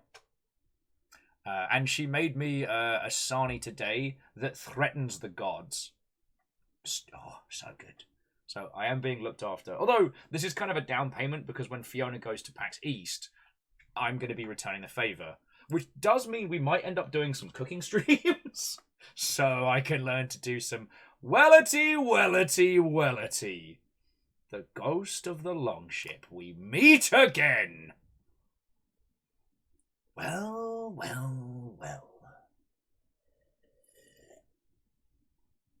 Yeah, cooking will. Will do cooking. Of course he will. No, I don't know how to cook little amounts, so the thing is, I'm gonna have to learn how to cook things Fiona likes. Like, I can cook an inordinate amount of food, but like, you know, I'm a kid. I grew up a lot of pasta and pasta variants, and not everyone wants that. Oh, goes the longship saying again, I never left. Couldn't make this stuff up.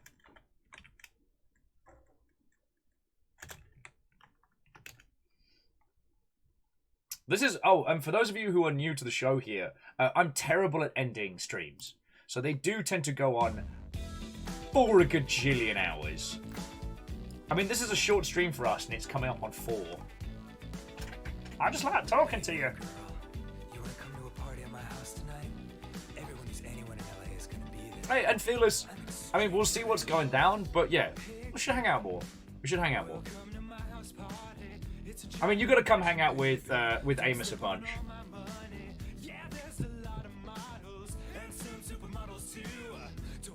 But until we're all clear and safe and fine, I got to stay in my little box room.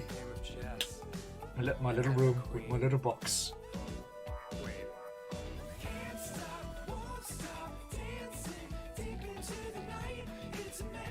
Twizzlight, uninvited. Wait, you said unexpected. I killed my own joke. Brilliant. Alright, friendos.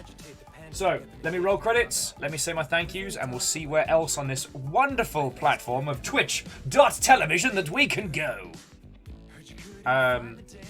Again, to all of you that have thrown in bits, donations, subs, whatever, thank you so much. It's literally keeping us going. Cannot say thank you enough. Feckin' heroes. So first up, to Comic Camille, thank you for donating cash money dollars. Like, that goes straight on food. Like, it's desperately needed. We are very grateful. The biggest thing still keeping us going is bits. So to Caffeine, Shackled Econis, Crux, Wolfcrad, Baron Sheep, Firestraker, Zakam! Vanderbeast, Bacon Avenger, Catastros, J-Post, the League of Spooky Ghost Anonymous Cheerers, who may or may not be in league with the Ghost of the Longship. This has not been proven yet. Dory Quill Misnomers, and Catfish Water Dancer. All of you, thank you so much. Your moderators today was Kathleen, Lizzie Tibau, and Rhymes with Moose, with the backup accompaniment of Nightbot. Cute Dog, Occult Game Dev, and Shockwave Centra were our new follow people, so hopefully we get to hang and chat out some more. And those that subbed or were hunted by the legends of House Carl, I must thank Althus, Shaunrus, Wolfgrad, Willing Outcast, Spiky Penguin, Nifty Chris, Jupiter, Darth Tuttle, Nowroth GM, Chronofire, Obsidipan, The Dreamer, Ortrazini, Hot Cream, S5 Flare, Secretly Robin, Dark Will, Food Fund, GitLab, Wemix, and your friendly neighborhood Lucifer. Hello. Right. Thinkers 1. Waffle ad nauseum.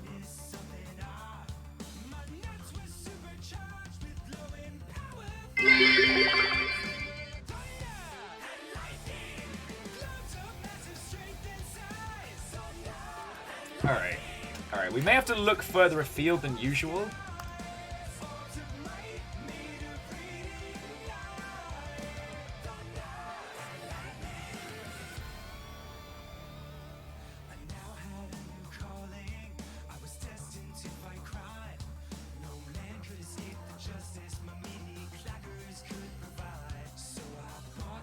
So, friendos.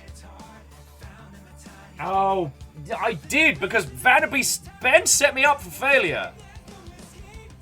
Alright, so friends. Today is the 5th anniversary of Rain World. One of my favourite games. Like, literally Slugcat's tattooed. Today they announced a whole bunch of new content. And of all the... There's 3 people streaming it right now. One of them is a speedrunner who's interesting person, maybe worth checking out. But I found this person called Castrio. And Castrio is playing it for the first time, and they have 1 person watching them play. So let's bring in 60 fucking people for their stream. Let's make somebody's day. So I'm asking, please hang around for this raid. We'll see. Hopefully they're not an arse. Hopefully they're fun to watch. But at very least, we are going to change someone's entire day. And they're playing Rain World. They've only just started. Like, I think they're being led. Yeah, they're in the tutorial part. So this is going to be perfect. Andorf, you know what? We've got Slugcats. Like, I forget which of the Slugcats you'll get. I think it's the heart, right? It's that one, right?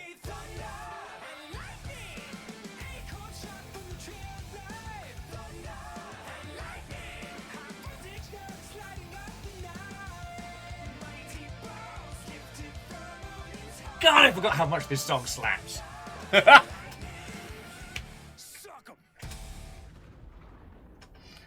Alright, friendos. Let's go make someone's day. Have a lovely rest of yours. Feel free to natter at us on Discord. And for those of you who are technically minded, I will be needing your help. Alright, friendos. Let's ride.